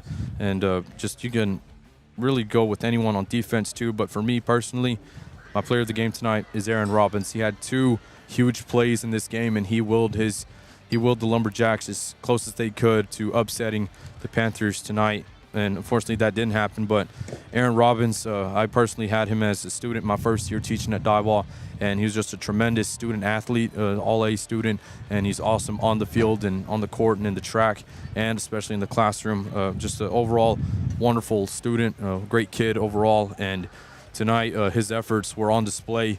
And again, it's on the losing effort tonight, but my player of the game will go to Aaron Robbins. Well, I'm going to start with an honorable mention before I go to my player of the game. And my honorable mention tonight is going to be this coaching staff. The reason for that is because they got this team prepared and ready to go up against a stellar offensive effort by Westwood. And so my hat goes off to the coaching staff tonight to have this Diboll team ready to rock and roll and to just battle it out against this Westwood team. Now, my player of the game tonight is going to be Tyrese McMillan. The reason for that, yes, Robbins deserves to be the player of the game as well. I just don't want to be the same as you. So I'm going to go with Tyrese McMillan. What I saw him do on the defensive side of the ball tonight is something that we can't always express through the broadcast, right? But he took commanding lead of the defense tonight and actually put some fear in that Westwood offense. You know, after he had the skirmish, if you will, over on the sideline with the younger Bryant brother, and the quarterback Bryant comes right back at him. He's able to force the fumble in the end zone. Unfortunately, Westwood comes up with that, but he never backed down, not once. And where there were some mishaps within the defense throughout the night, you couldn't tell because Tyrese McMillan was playing like a man that was on fire tonight. He was just ready to come out and battle, and I love seeing that out of him and this entire Lumberjack defense. And really the entire Lumberjack team, man. I can't express how happy I am and just how much tenacity this team had in order to continue to fight. And man, it's I don't know. I'm just proud of them, man. I'm at a loss for words. Sorry. No, it's all good. Jared has on display tonight just tremendous effort in this losing effort going up against the team that was supposed to wipe the floor with you. But no, you put, in a way, you kind of put the district and a little bit of the state on notice. This tonight we had 110 listeners at our peak this evening, so that was pretty awesome. Yeah. Everyone who listened in, we thank you so much. Just shout out to all the listeners, man. Thank y'all for popping in. Such great involvement, and I'm sorry we couldn't engage with all of you through the chat tonight just because man, it's such a high-pressured football game. We're just trying to keep up with it all. But thank you so much to everybody who tuned in. Thank you so much to Terrell Insurance for allowing us to do this. PPR, Mueller, everybody that's involved, Cotton Co., and just man, it's awesome to have the backing of the community, and we really enjoy when y'all listen to this game as well as comment and enter into conversation in the chat. So, hats off to you guys who are listening tonight, and thank you so much for tuning in. Absolutely. Thank you all for the listeners. We'll be back at it once again next week with the 7 p.m. kickoff. Back at home at the friendly confines of the Woodshed against another ranked team, the Fairfield Eagles, as we'll go into the week for that. Another quick shout out to the Lumberjack Band. They're competing in the Region 21 marching contest tomorrow. Good luck to Mr. Herrera and the rest of the Lumberjack Band tomorrow. We hope you bring home a first division rating and another trip to the state military marching band contest. So again, your final score this evening from Palestine, it's 38-35 Westwood Panthers over the Diboll Lumberjacks. For Jarrell and Fussell, we wish you well, and we hope you get better soon and join us. And from Jared Christmas, this is Alec Reyes saying so long, everyone. Good night, God bless. We'll see you next week at the Woodshed. Go Jacks.